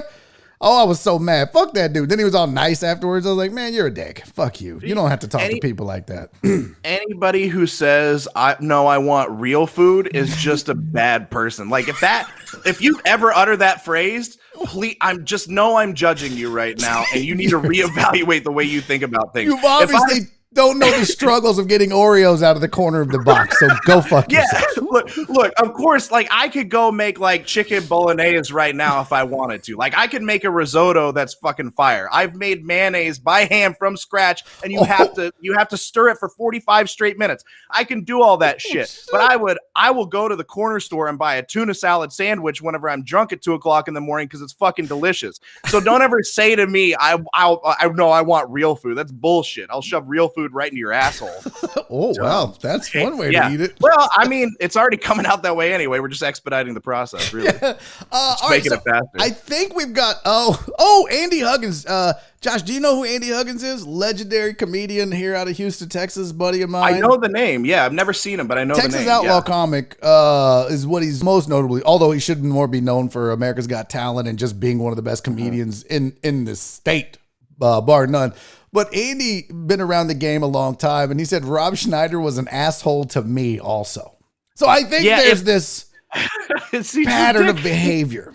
He came in and wanted to talk about the TV show he was shooting that nobody was going to watch and soccer. Like, that's the 2 things he wanted to talk about. I'm just like, and then he pulled that shit in the hallway. I'm like, if I were an intern, I would bury you on air right now. Like, I would literally just destroy your life and talk about like, hey man, how does it feel to be 3 feet tall? Like, why can you see over counters? How's your life? Do you have to have one of those houses that's like little person? Like, it's just make sure everything's just a little bit lower. Like, do you have an island that you chop? I'm just like go off forever and just never let him talk. One guy that was so Joel and I on The Usual Suspects had Pauly Shore was in town, which by the way, way past his prime, way cockier than he needs to be at this point. It's not not the 90s Pauly. Okay. Let's be honest. Even 90s Pauly was doing stuff like Encino Man. Like, it's like Pauly Shore always needed to be humble. I love his stuff. What was the movie about the army shit that he was in? In the Army Now? That was the one he was in the Army Now. And then the one where he dated the girl. They went to the farm, and I can't remember the name of that one. I watched the shit out of that one. But yeah, he went to a farm as like a California kid. Like, were you a fan of his? You seem to know a lot about him. Yeah, as a child for sure. Yeah, but now I go back and watch those movies and I'm like, what? Yeah, that was the drugs my dad was taking before.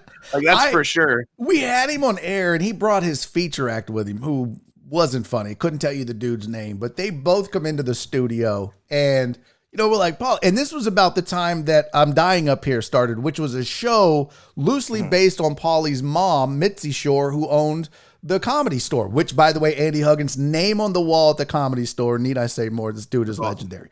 So this show was loosely based on that. And so I just wanted to ask him, I was like, hey, did you take offense to anything done by this show? Because obviously it's supposed to be based on, he goes, I'm not talking about that. I was like, okay. So then we asked him another question, and he goes, you know what? I'll let him answer it. And his feature act would do an impression of him to answer the question. I was like, what is going on right now? He's like, oh, he does better than me, so I'll just let him answer all my stuff. I was like, we don't want to talk to him. He's not you. We want to talk to you. This is ridiculous. I'm like, I don't understand why people, if you are floundering in your career, why would you come on radio based off of something you did 20 and 30 years ago and be a dick to people that are trying to promote you? I have never understood. It's just like Rob Schneider. All I want to talk is soccer in my movie. Well, how about you give us something that our listeners would want to talk about, not the shit you want to talk about? Never understood it. It's so weird because I think that's a thing with actors, with comedians, and with musicians, where it's like musicians are really bad about it too. Where like the best bands that are like they were relevant like 20 years ago, which is still hard for me to say that the bands I love listening to in high school are it's 20 years ago. But like the ones that are relevant, they're like they only want to talk about the albums that release now, or no, we're on tour for this album. Like, no, motherfucker, we want to listen to the song that made me want to listen to you. We're all 40 here. We don't give a shit about your new EDM bullshit. And it's the same thing with like Rob Schneider. Like we want to see. I want you to be like, hey, make it copies. Like I don't give a shit about your dumb TV show that's loosely based off of your shitty life. Like I want you to do that guy, you know. And it's just so dumb. Like these guys get it in their heads that they're a much bigger deal than they are, and it's like there's no humility whatsoever at all. Now there are some celebrities that were absolutely incredible, and they are so cool. But it's the guys like that where it's like. I think there's a reason why their careers petered off, like because they got too big for their britches, for a lack of a better term. There we go. There's dad terms. I've asked a couple of guys that were like, you know, like I was fortunate enough to work with Kid from Kid and Play, and I got to see how he gets treated. Like that, as far as celebrities go, I've never seen someone get more attention than that guy when we were just out having a drink or eating dinner or whatever. But I remember asking him, does it bother you? He goes, no, dude, like all of this, like, cause people come up and be like, house party, this, that. And that was so long ago. And, you know, I've asked comedians, like when they get known for something. For example, like if Larry the Cable Guy, Get Her Done. And you ask those guys, do you ever get sick of it? A lot of people, like you were saying earlier, a lot of them own it. Like, no, this is what made me. I have to embrace this. In fact, John Witherspoon, I featured for him like 2 weeks before he passed away. It was his last performance. It was here in Houston. And Andy knows him real well. Him and Andy were friends, and Andy used to work with him all the time. And Pops always did the same thing. Because, you know, he was known for boomerang. You're not supposed to get pussy, whoop, you're supposed to whoop that pussy. And then how you get fired on your day off? All that shit that he was known for. And he embraced it. He would come out on stage. And his first 5 minutes, he would just walk up and be like, you got to coordinate. And he'd be like, he would do all of this, the lines that he was famous for, that made him who he is. He would do them in the first 5 minutes because he knows that every single ticket he sold was because of those lines. And he would do them, and the crowd would go nuts, and he'd be like, now. And then he would go into his stand-up set and do his regular stand-up comedy, which is what he was known, what he did. And everybody's happy. I mean, they just embrace it. Don't run from it. That's what made you. That people are more likely to listen to you and what you have to say and listen to all of your new stuff if you warm them up with the stuff that makes them feel nostalgia. Like there's a reason South Park made multiple seasons joking around about member berries. Like everybody wants the nostalgia of the good stuff that they grew up on. So feed it to them, and then they're more likely to talk to you. I'm still looking for my moment. Maybe Tooth Pete's going to be the thing that makes me big. Maybe like, what the fuck is this name? Yeah, that's going to be the one. And then I'm just never going to get rid of it. And I'm going to hate it a little bit and resent it just a little bit, but then be completely fine with it. Be like, oh yeah, this is how. Your moment might have been a couple days ago when you got to do the marching of madnessness. I don't even know if I'm allowed to say the word, so I just made up marching of madnessness because they can't copyright that. I wanted to talk to you about that. That was a cool thing that had happened. So you're on Twitch, obviously out of sports radio, both of us. Out of sports radio, both fledgling. I'm a fledgling YouTube fuckface. You're a fledgling Twitch fuckface. Yep. But, which you and I have had conversations behind the scenes. Should I go to Twitch? Should I go to YouTube? These are things that we talk about.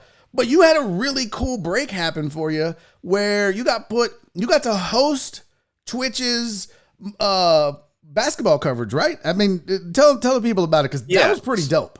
So it was me and 4 other guys who at different parts during the day got to be on Twitch front page. And so we were always on the Twitch front page carousel, but like throughout different parts of the day, we got featured on the very, very front.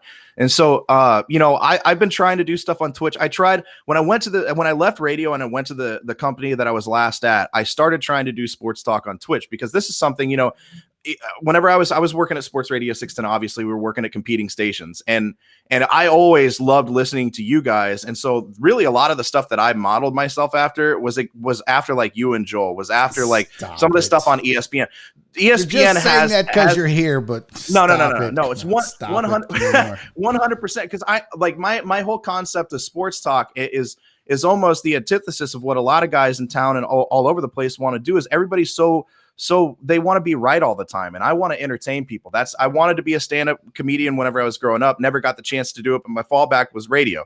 What a terrible fallback plan to make money. You went right from broke to broker. Yeah, what broker, the fuck? But so I whenever I got into radio, I got out of the military. I was originally trying to do like computer science, and my wife convinced me to do sports radio. So I was like, yeah, let's do it. And so I broke in, and I just hated I love the entire journey. I love being in front of the mic. I love talking to people. I love people like, being like, oh, I heard you the other day, and like interacting.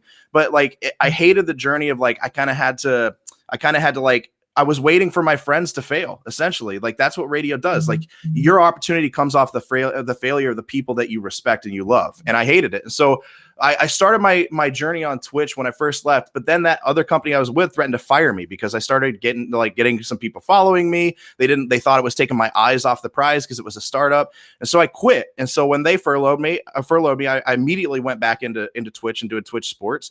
And I've been kind of grinding, and I started with like 3 viewers and then 5 viewers and then 10 viewers and then 20 viewers. And so I got connected with the right people, and they asked me, hey, do you want to do front page coverage of March Madness? I was like, yeah, hell yeah. And I think the most I've ever gotten on any stream was when I did a nerd, because I love nerd and geek culture. I did a nerd culture show, and we did recaps of Game of Thrones. I had like 500 people watching me one time. I'm like, that's cool. Yeah. The first 5 minutes of me on the front page of Twitch, I had 700 people watching me. And I was like, I don't even know what to do. But I just went into the whole spiel, be cool. Be cool. Don't breathe. Just do it like you were going to do it like we planned. Yeah. But when it got the worst is like, whenever I rotated to the front of the front page carousel, all of a sudden my concurrent viewers went up to 6,700.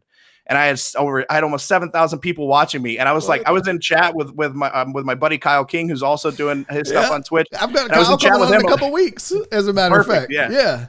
Kyle didn't get the chance to do sports radio. He absolutely deserved it. And he is getting everything that he had finally deserved now that he's doing it on Twitch. But I was in chat with him. I'm like, I got to mute you, and I'm going to mute myself in here. And then I was like, I had to regather myself. That's the first time I've been anxious in front of a microphone in over 6 years. Yeah. But it was cool. Like I had over 50,000 people come in and watch the show throughout. I streamed for 14 hours, which was wild. Wow. It's my second stream over 12 hours in the last month, because I did a charity stream at the beginning of the month. But yeah, it was awesome. I mean, Twitch sports is like the streaming thing. Look, sports radio is fun, right? But It's really just it's an outlet for people to listen to their 15 minutes to work and their 15 minutes home from work. Yep. It's not we're literally at a turning point in media and media consumption where people are going to stop going to the radio as much as they're going to the radio. They're going to start going to Twitch. They're going to start going to YouTube. And so yes, we are out of the radio business for now. But we're at the beginning of something new, something fresh, where I think a lot of us as professionals, the guys who worked in sports radio, the guys who worked in talk radio, are finally going to start moving into this. And people are consuming media in different ways. You got a bunch of people in this chat right now that are like sitting here watching us talk bullshit about like our shame eating and all that stuff. And the reason this is so much better than anything I ever did on radio, the reason I love this so much more and I'm so excited about it, is that interactivity. Like, you can literally sit here in the chat. You just had the what was Andrew Clay came on a few minutes ago. I'm so mad at myself. 4 years ago, when I first left Sports Radio 610 to finish college, I came up with an idea on YouTube called I Draw Sports. And I did one episode of it just to test it out. And it was me drawing stick figures. And I like recapped a Rockets game. And I took it to a few different radio guys, and they were like, yeah, this is really dumb. This would never play. And I was like, okay, I'll never do that again. Guy. Yeah, I should have. And then I see this today. I'm like, this is awesome. I knew it was a good idea. I'm like, I'm too late now. But like the interactivity with the chat, like that's the coolest thing. Yeah, oh my God, I love it. It's the best. it's a group effort. Like that's the cool thing. It becomes a community. It doesn't become me talking into a microphone at like people who may or may not be listening. Like it's a group of people that can interact with me and they can disagree with me and we can yell at each other. And I can put amazing ear puns into the chat that you just blow past and it makes me angry. Like that's like, this is what we can do. It's a new day. And we've had streamers and these guys that are making like, literally, like top streamers are making hundreds of thousands to millions of dollars a month doing this. A month. And a month. That's what's so wild. A month.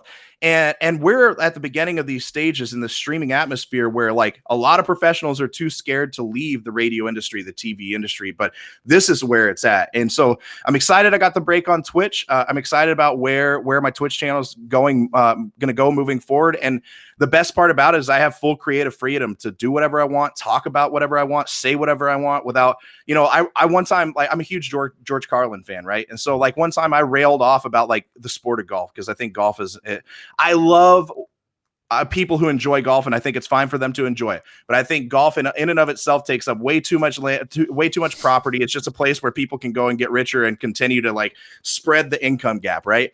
And that's all George. That's stuff that was instilled in my brain by George Carlin when I was a young little lad. And so I railed off on the radio about golf one time. I forgot we were sponsoring the Insperity tour. It was like a big sponsor of the station. I kind of got in a little bit of trouble. One time I gave Hitler a pass for having a micro penis as a joke. I also got in trouble for that one. That'll do it. Like that was, I was really, or that was the beginning stages of Gallant at Night when I started working with Paul Gallant, who I'll love forever. But yeah, so like, but I can say stuff like that. And while I'll probably never do it again, at least I don't get yelled at for it. Like right. We have full creative control. You're your program director. You're your creative director. You're your producer. You get to choose everything. And win or lose, you know, success or failure, at least it's in your hands to do that. And you don't have some PD that thinks they know more than you do, which they probably do about programming, but you know, it's about personality. It's about style. It's about what you're passionate about. But I think if you talk about anything passionately, people are going to want to listen to it. If you're passionate about golf, you can make it interesting, right? So are you a big March Madness guy? Because I'm not a big basketball fan. No, college basketball fan.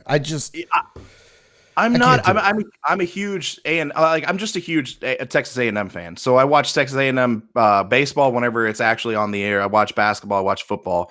And so I'm a huge March Madness fan, but really when it comes to college basketball, I'll watch some of the big matches, like some of the big games during the year, but I'm not locked in until it gets closer towards the conference championships. But so, once we get to conference tournaments and March Madness, I'm locked in. So I was going to say, were you nervous? Because, you know, that was always a thing when in sports talk radio, when March would roll around, I was very transparent with my listeners. I'd be like, look, I don't follow college basketball. I'm not a fan of college basketball. I casually watch the tournament, but I'm not going to come on the radio like so many people in our business do and pretend like all of a sudden we haven't talked about college basketball all year. And now you got cats that, they read somebody else's writing. That's all they do in that business. I'm telling you guys, they read someone else's articles, writing, assessments, breakdowns, and then make that their info. They just use different words to say the same thing. And that's where these experts in local sports talk radio come from. Sports radio is literally the professional version of what we all did in high school when we had to write a paper. It's just the professional version of rewriting and plagiarizing. If every sports talk guy in Houston had to have a bibliography, it would take up longer than their show did. Yeah. It would be like, I got this take from that guy and that information from that guy. It's a bunch of thievery. And the comic in me wouldn't allow me and still won't allow me to take somebody else's takes and information. I don't listen to sports talk radio. I don't watch comedy because I don't want to take their stuff and make it mine. I might not be right, or it may be a stupid take, but it's going to be mine and it's going to be authentic. So I'm very I don't watch college basketball. You're not going to get my expert opinion on any of that shit. You said you casually watch it until the tournament ramps up. So were you nervous when Twitch was like, because it's not something you can turn down. By the way, if Twitch were to have called me 2 days ago and be like, hey, we want to put you on the front, I'd be like, yes, time to steal some takes. I'm not passing that up. No. It's like if they come and ask you, like, do I have to show my ass too? I do. Okay, that's fine. It's like whatever you want me to show, I'm good with it. No, I wasn't nervous. The cool thing about it is like, I was already doing it anyway. I was already going to sidecast the games all day. And the best part about being on here, being on Twitch, YouTube, Facebook, wherever people are, is we get to be very, very honest with our community almost to a fault sometimes. It's like one of my biggest issues in radio was like, I was always like PD's always tried to coach me out of saying, I think. Well, I have a problem just telling people how to think. Like whenever I have a conversation with somebody, when I'm in a debate, I don't always love being super contentious. I definitely get that way because I can be a dick sometimes. But like a lot of the times I'll say, well, I think that if they do this, then this is what's going to happen, blah, blah, blah, blah, blah, right? Chain reaction.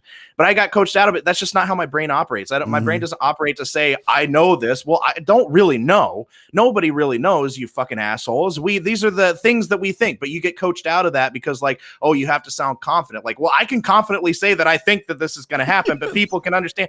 It's the same thing with this. Like, I don't have to act like I know more than I actually do. And I got in trouble for sometimes I would say, well, I haven't really been keeping up with it, or I didn't really watch this, and be like, don't give any benefit of the doubt in anybody's mind. Well, guess what? It's my stream. It's my chat. Now people can know, like, I casually watch. I know a little bit about these guys. I don't know everything about all these teams, but guess what? We're all going to watch this and have a blast together while we watch some of these guys for the first time.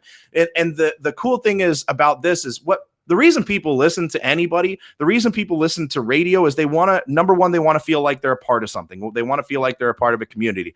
Number two, it's the relatability of it. They want to relate to the people that they're listening to, or they want to argue.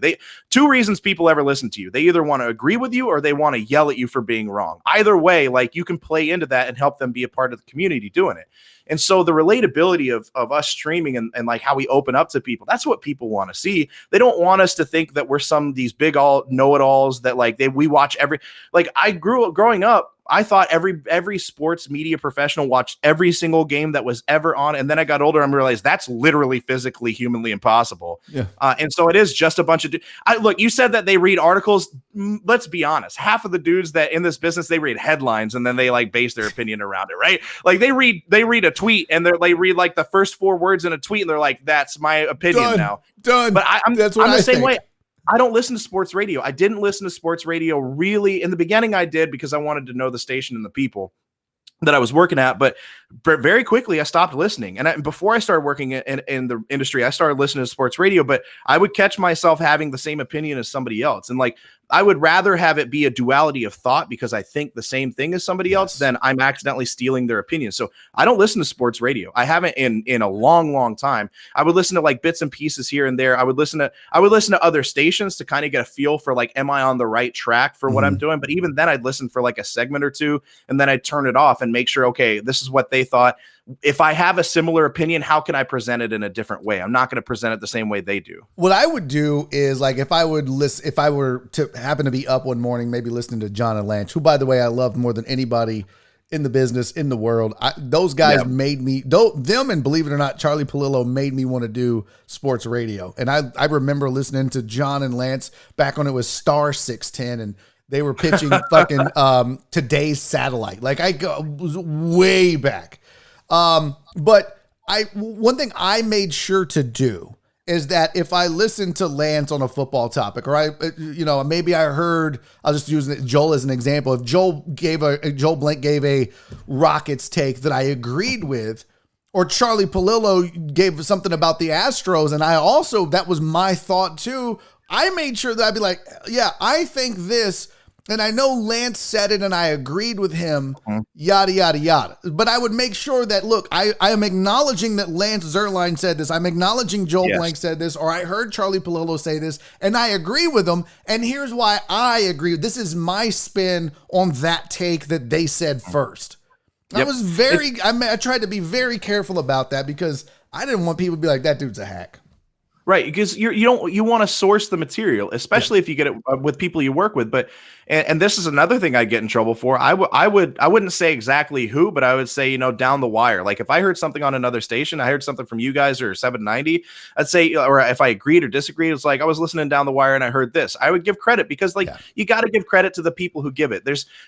And the whole concept of it should be is if you hear something that you agree with, it should be the improv thing. It should be yes and, right? Yeah. It's like, yes, I agree with that and also this. And so that was always kind of my idea going into it. And then like what was so painful when I was working there is like people would try to steal bits from me. Like I did a bit called Name That Twit, right? And so I'd take tweets from the past week, and we did this once a week, and it would be Paul versus somebody else that was on the station. This is when I was co-hosting and producing at the same time. And we would do Name That Tweet, where we took these random tweets and people had to guess which host at 610 tweeted it out. And it was a lot of fun. And people would be like, oh, that was Mike Meltzer or Rich Lord or whoever. And they'd get it wrong and they get points based off of it. Well, then like some of the other shows at the station, we were just the measly night show, even though we were fucking beating them in ratings the entire time I was there. And like we do that. They started stealing it from us. I'm like, you fucking assholes. Like you don't even see that you change the name. It's the same damn game. Like, there's that IP, right? Intellectual property idea. Like I came up with it. At least say, like, if you came to me and said, "Can we do a version of that?" I'd probably say yes. But to just straight up steal it, like, and poach it like that is just awful. The radio industry it made me a lot more bitter and a lot angrier than I normally am as a person. Yeah, and it'll do that bad to you though. Like, dude, people are, it is a cutthroat business, and it is a, really in radio, just like in comedy. It's still a solo sport. Your career, even with John and Lance, they went on and did different things. And, Lance bounced around and John was at 15. Shawnee was a big part of 1560. And then when he had the opportunity to go to the corporate pile of dung and jump to 610, he did that. I mean, like, this is a solo sport. It's me and this microphone at the end of the day. Joel and I started off fucking hating each other. We couldn't wait until we broke up. And then when we broke up, we cried. We were the best, but we were also new. Like Joel's on and doing his thing and I'm doing mine, and it's still a solo sport. You know what I mean? So you when you get something that hits like that idea, boy, it'll piss you off when somebody steals it, which is also why I never stole. I'm going to come up with my own shit. Because you're right. Like you get to the point to where you have one idea can literally set you apart. One idea can be the thing that makes you, right. Exactly. And so whenever you have something that hits and you start looking at the numbers, because like in radio, people don't realize how much all the numbers matter, right? And you can look at those numbers based off of segments. Like it's not even based off of days. You can look at a certain segment and a certain day and look at the numbers. And that was one bit that hit for us every single time. So that's why the other shows started trying to take it. So you have one thing that could be a hit that can make you and be like, okay, that was a great idea. And it was one of the things that helped me. Like I became an intern in 2014 when I started going to Texas A&M and I got out of the military. I became an intern in 2014 and I was working as a fill-in host within 2 years on daytime shows. That's and rare. Like people would look at me and be like, wow, how long have you been in the business? Because I'm older. And I would be like 2 years, 3 years. And I was filling in with Sean on the afternoon show. And then whenever we get a new program director, I get passed up for a kid straight out of college who doesn't know anything about Houston sports, right? Like, and then I get passed for a guy who kind of talks like this. You know what I mean? He used to spend his time selling milk in Arkansas. You know what I mean, dog? You know what I mean, bro? Look. Have you heard AJ Hoffman do that? I do. I have. God. When I first started doing Wasted Talent, I recorded myself impersonating Hogman 14 was the name I gave it. And I pretended like he called into my show and it was just me having a conversation with myself that I scripted.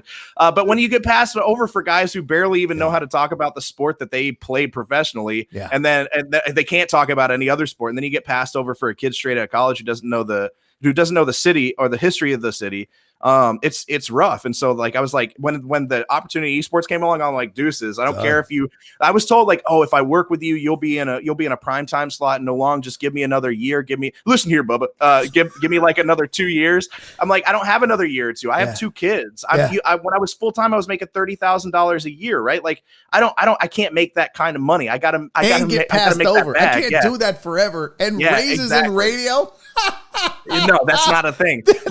My buddy, I told him the other day, he's like, yeah, I'm going to ask for a raise. I'm like, yeah, I've never asked for a raise because my two careers have been military, and which you get raises, but you don't ask for them. And then there's no, like, you don't ask for raises in radio. So it's like, Yeah, it was rough. So I moved on, but I'm much happier. Like, it was kind of a blessing in disguise because I think the future is much brighter for what we're doing here. It's a grind, but yeah, for sure. But you talked about building community and the people in the chat, and my God, dude, these deckheads and this family. I call it a family because it feels like a family. Yep. I mean, bro, we've had deckheads go help each other move. They've gone and one guy was like, I think it was Brandon Martinez helped Chris Reyes replace a fucking garbage disposal by I went through that. Do this.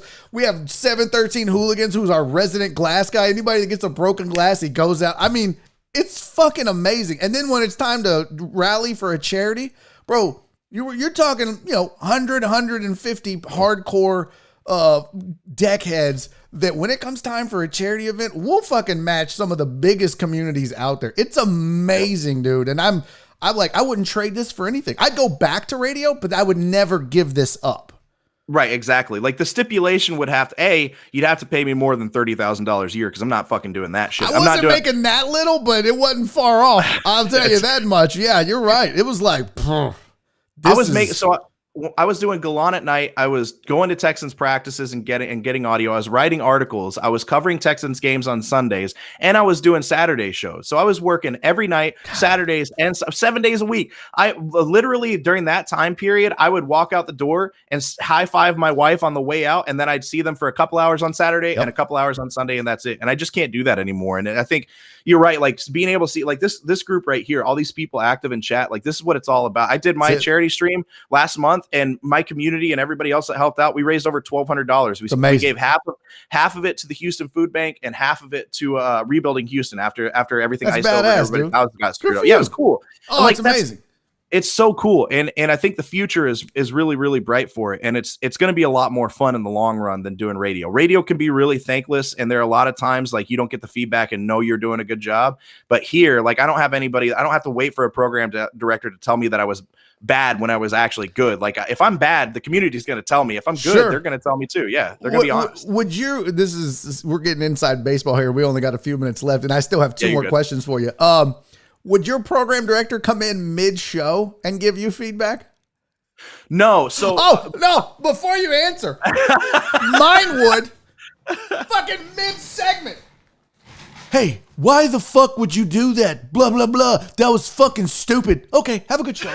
And we're emotional people. And then I would just be fucking wrecked for an hour and a half. Like, oh my God, what the fuck? I was in a good mood. Then you just come in and take a huge shit all over me. Yeah. And Joel would be like, bro. Joel would have to go to me later and go to the guy and be like, don't fucking do that. You don't come in the middle of a show and yell at someone and tell them why they suck. Do it after the show. Oh, and then just God, say have a good show and walk out. Yeah. Anyways, you suck. Have a good show. My PD, and we grew. I grew a thick skin real fast in radio. Like, one time I jokingly, not so jokingly, said that Frasier was objectively a better show than Seinfeld was. And I watched more episodes of Frasier than I did Seinfeld, my friend. You won't get much argument from me. Yeah, and well, I had people asking for me to get fired and asking for me to die. Like, somebody said I was just a skinny jean wearing punk that didn't know anything and needed to have somebody shoot me in the head in my sleep. And I was like, okay, chat, what's going on? Text line, what? And so like I learned to get a thick skin real fast. Yeah. But even then, like, if you have the person who's supposed to be like telling you, hey, you're doing a good job, you're maybe going a different direction, they walk in mid-show. That's where I'll say for the majority of my time in radio, Ryan McCredden was my program director, and I think he's one of the best bosses I've ever had. I think he's an incredible human being, and he would approach things the right way. Sometimes it was a little bit too passive, I think, but he was a really, really great program director, and I owe him a lot of what I'm doing now and a lot of what I'm going to do in the future. I owe that to him for sure. For me, when I got started, Dave Tepper was the guy that I rocked the mic with ESPN, and Dave kind of would call me every 2 weeks because I was only doing the Sunday show, even though we started kicking ass on that too, right? It's kind of like you and I, where it's like, oh, you're just the night show. I can't tell you how many people at the station told me we wouldn't get invited to company parties. Why? Because you're the Sunday show. Yeah, same. Like, that's like saying, oh, sorry, night shift. You don't get to go to the fucking Burger King putt golf outing because you're the fucking night shift. I'm still making burgers, bitch. Like, what? They had one time they had like before our show started one time, they had like a company get together where everybody in the company was supposed to go and get together, and they were going to talk about the future. And Paul and I were like, we didn't get the email. Yeah. And they were like, oh, well, I mean, yeah. We thought you really had for real shows. Yeah. Fuck you. Fuck out of here. Paul's up in Seattle doing great things with ESPN, and he's super successful now. And thank God he got out of the cesspool situation he was in.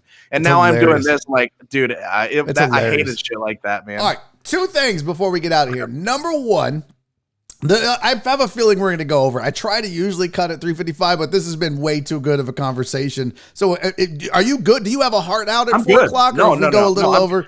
We'll see. If you saw me wave off, my wife peeked her head in, and I was like, "Get out of here! Get the fuck out!" Yeah. See, I'm so loud. My wife knows if she hears this level, she's like, "He's saying something stupid." I'll just see him after the show. Yeah. Same. The worst part is, my bedroom is behind. Like, that's my bedroom behind me. So at nights, whenever I do some of my shit, like I'll go in there and she'll be like, "What was this that you were talking about?" I'm like, "You heard that?" So I was fucking this bitch. I heard that. No, you like. So I was fucking this bitch, and oh my god, she was so hot, guys. Yeah, you gotta fucking trust me. I'll walk in sometimes. My wife would be like, "You told the stripper story, did you?" Okay. Last night I was telling those. I was like, "Man, I gotta be quiet."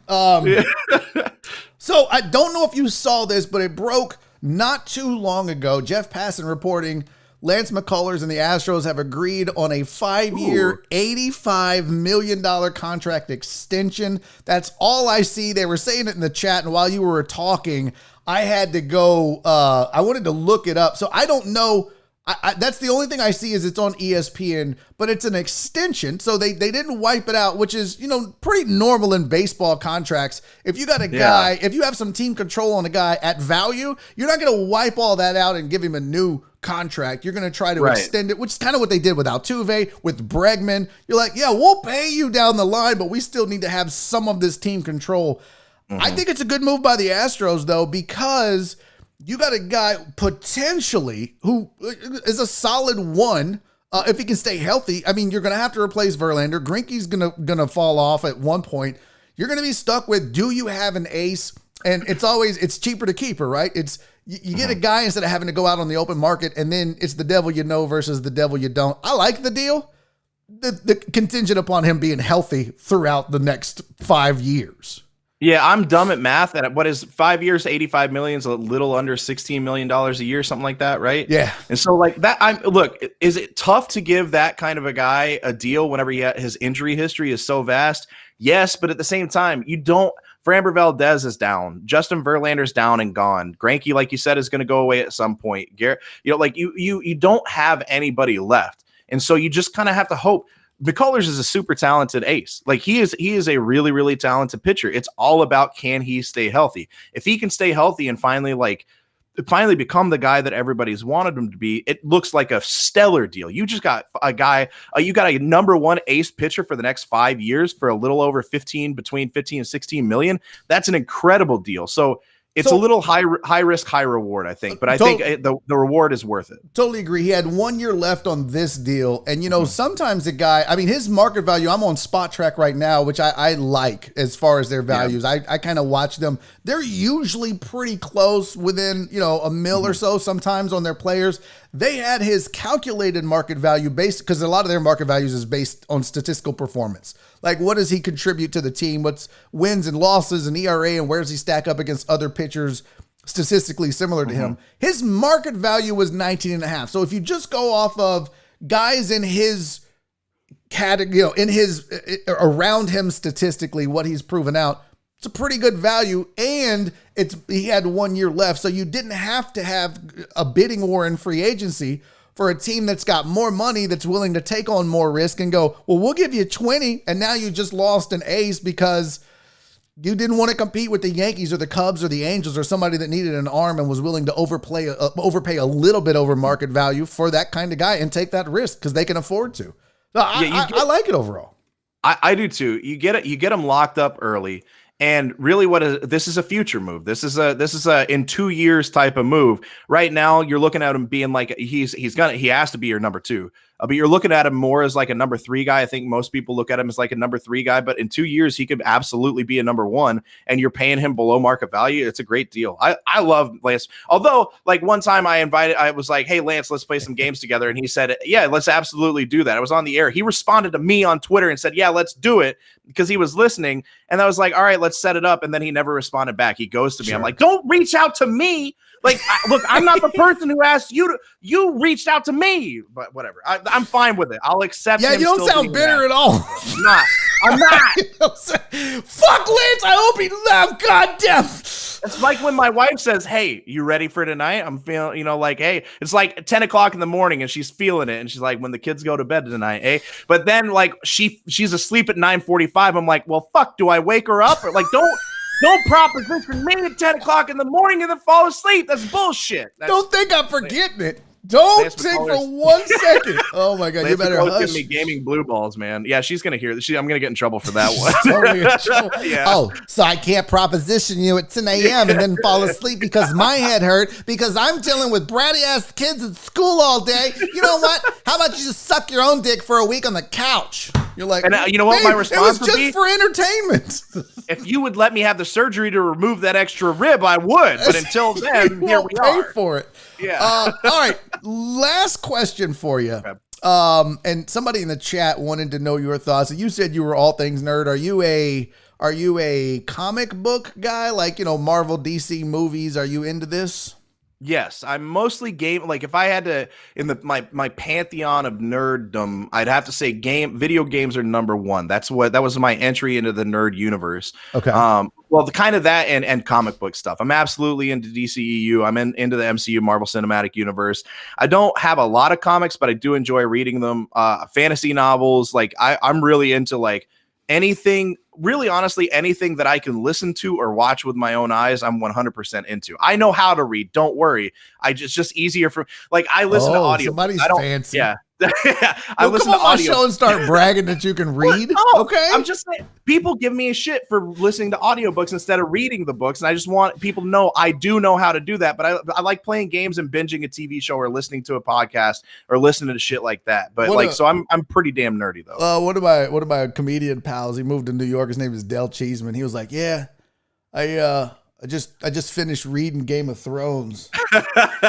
Like, well, I mean, I turned on the closed captioning and just read those, so it's same thing. That's a great joke. Such a great joke. Dale's the best. So, Tony Garza said, wait, Aggies can read? Oh, yeah. You dirty bastard. A little bit. We skim things. Yeah. Yeah. All right. So my question is, somebody in the chat wanted to know this.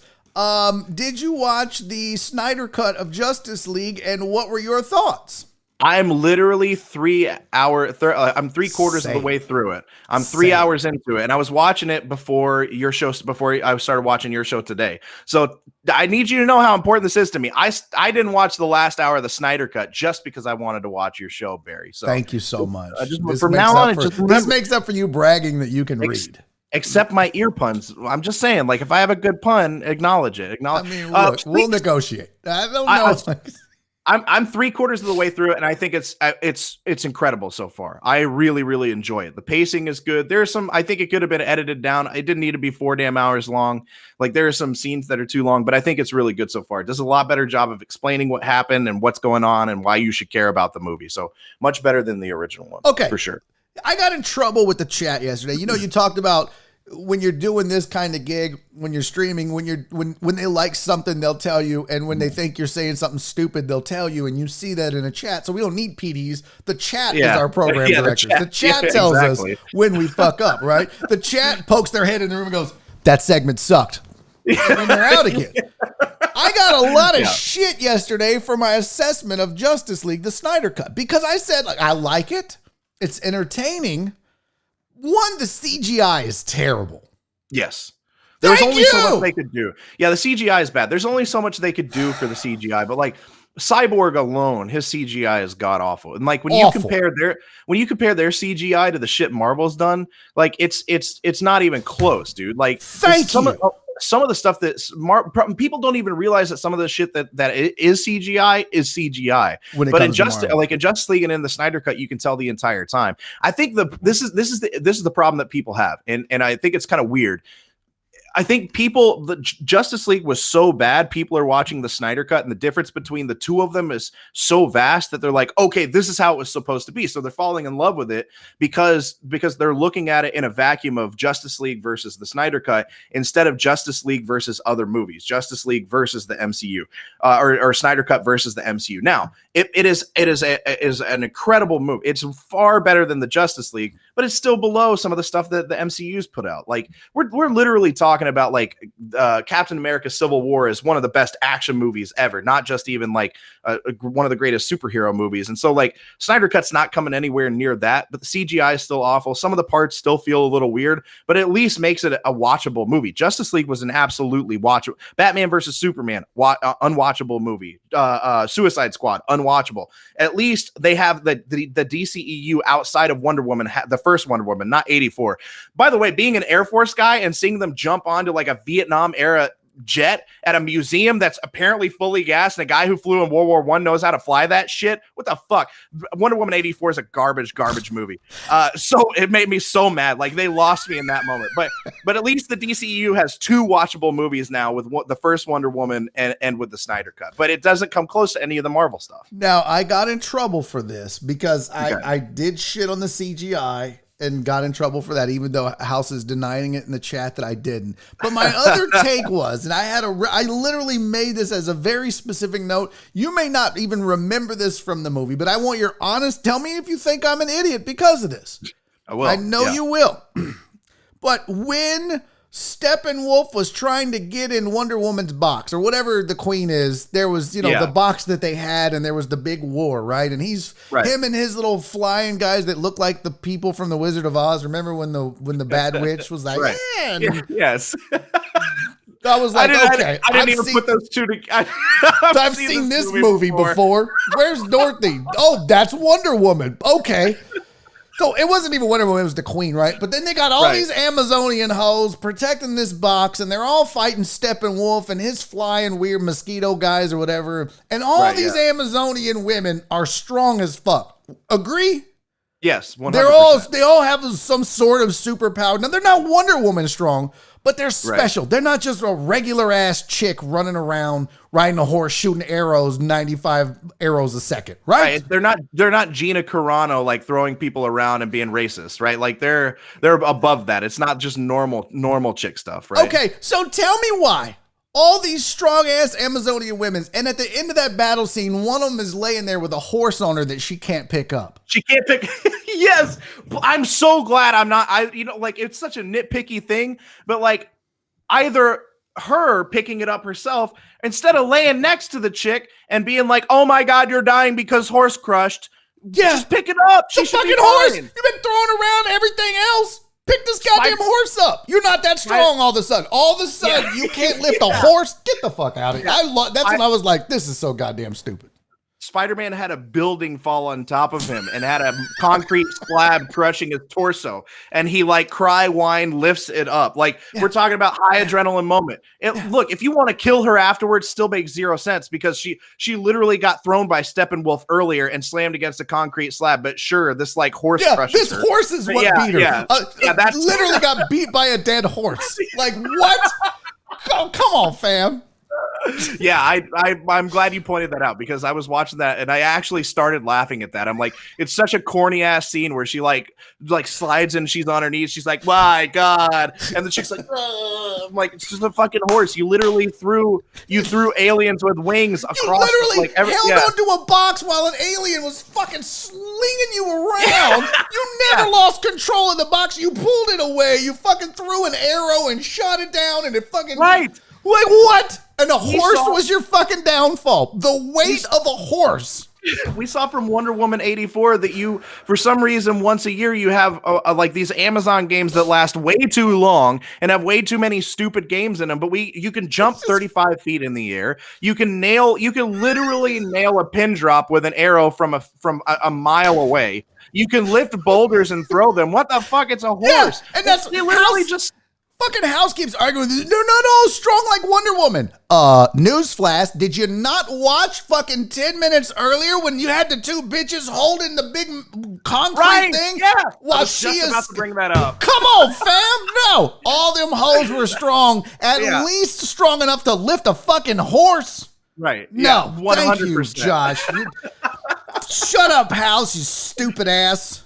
House, look, I don't know you, but I already love you, but you're just wrong on this one. You got to take the L, man. You got to know when to take the L. That's just dumb. Continuity errors. Like that DCEU is known for continuity errors, man. Yeah. That's just just one of many. I'm so glad you supported my argument. I was fully expecting you to be like, you're a fucking idiot, Barry. That horse weighs 90 bajillion pounds. And everybody knows, like, oh, thank God you had my back on that. Dude, this was so much fun. We definitely have to do this again, for sure. Dude, 100%. You're going to be coming on my show on Monday, correct? That is correct. Yeah. I'm not as scheduled as you are. I have it written down somewhere, so I would have reminded myself at some point. I'm getting up early for that shit, just so you know. You better. Yeah. What time does it start? It starts at 10 or 8. We start at 10 o'clock. No, God, 8 o'clock. No, I'm not that good. I'm not I'm not that ahead of it. I literally wake up at 8:20 to drive my son to school and then try to figure out why I stayed up until 3 o'clock the morning before. And I spend that entire hour in my robe thinking about all the mistakes I made. Yes. And then I start the show at 10 o'clock. Yeah, good. So 10 and it's 10 to 11, right? Yeah, 10 to 11-ish. I usually end somewhere between 11, 11:30, something like that, depending on what we're talking about. Well, we'll tweet about it. We'll let the people know, and they can come and hang out with us again on your show. Yeah. Yeah, now they're saying Barry's Echo Chamber. Maybe I'm just gonna name Monday show Barry's Echo Chamber. Yeah, and they can come in and we could talk about the Snyder Cut some more after all of the things, because I'll shit on the movie and they'll all be like, you just like to hate stuff. I'm like, no, I just hate what I hate. Yeah. That's awesome. So great. Dude, thank you for doing this, man. This was a lot of fun. Sure. I look forward to doing it again. I look forward to doing it on your show. Tell people where the Twitch channel is and tell people how they can follow you. Okay, so you can find me on Twitter at Josh Beard Radio. Find me on there. I mean, look, I'm not a bad Twitter follow. I'm not a good one, but I'm not a bad one. I try to be funny sometimes, and I tweet about where all my stuff is. But to find me on Twitch, go to twitch.tv/Toofpete, TOOFPETE. And I stream every day, Monday through Friday at 10 o'clock in the morning. And Mondays, Wednesdays, and Fridays, I do sports talk. That's Wasted Talent. It's my sports talk because I'm talented and it's being wasted. Super clever name. And then Tuesdays and Thursdays, I just play games for about 3 or 4 hours. I play like a random assortment of games, Warzone, all sorts of stuff like that. And then this Saturday, we're going to do trivia night. My wife and I have started hosting like a bar trivia on Twitch. I have software where I can actually run trivia. Whoever wins, you come into trivia night. Whoever wins trivia night gets a $25 gift card of their choosing. So come on out, have a good time. But yeah, twitch.tv/Toofpete. Thank you so much for having me, dude. This was a lot of fun. So you run Warzone sometimes. I stream on Twitch on Tuesdays and Thursdays nights from 8 o'clock to 10 o'clock p.m. I was doing Warzone a lot. I've switched to some just chatting and some other stuff. You have to run with us one night if you're up between 8 and 10.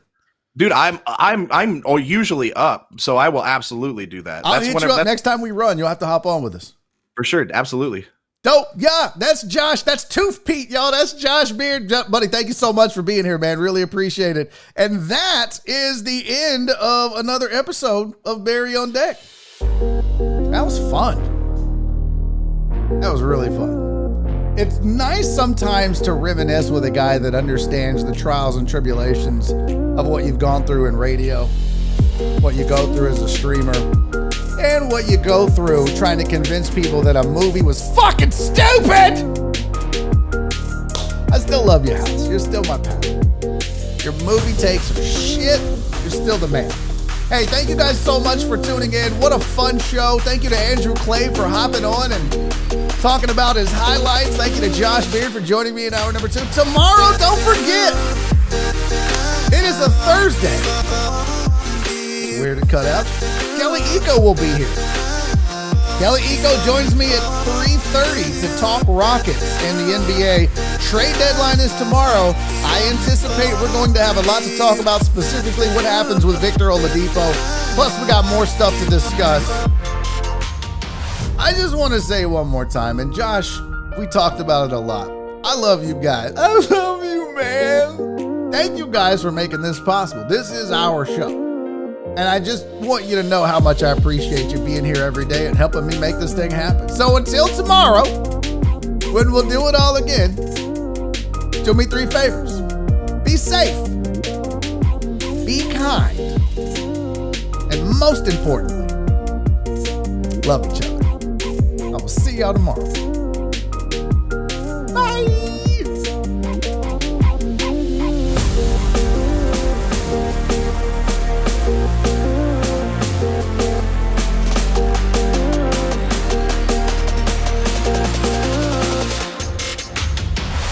Daddy's making a YouTube video!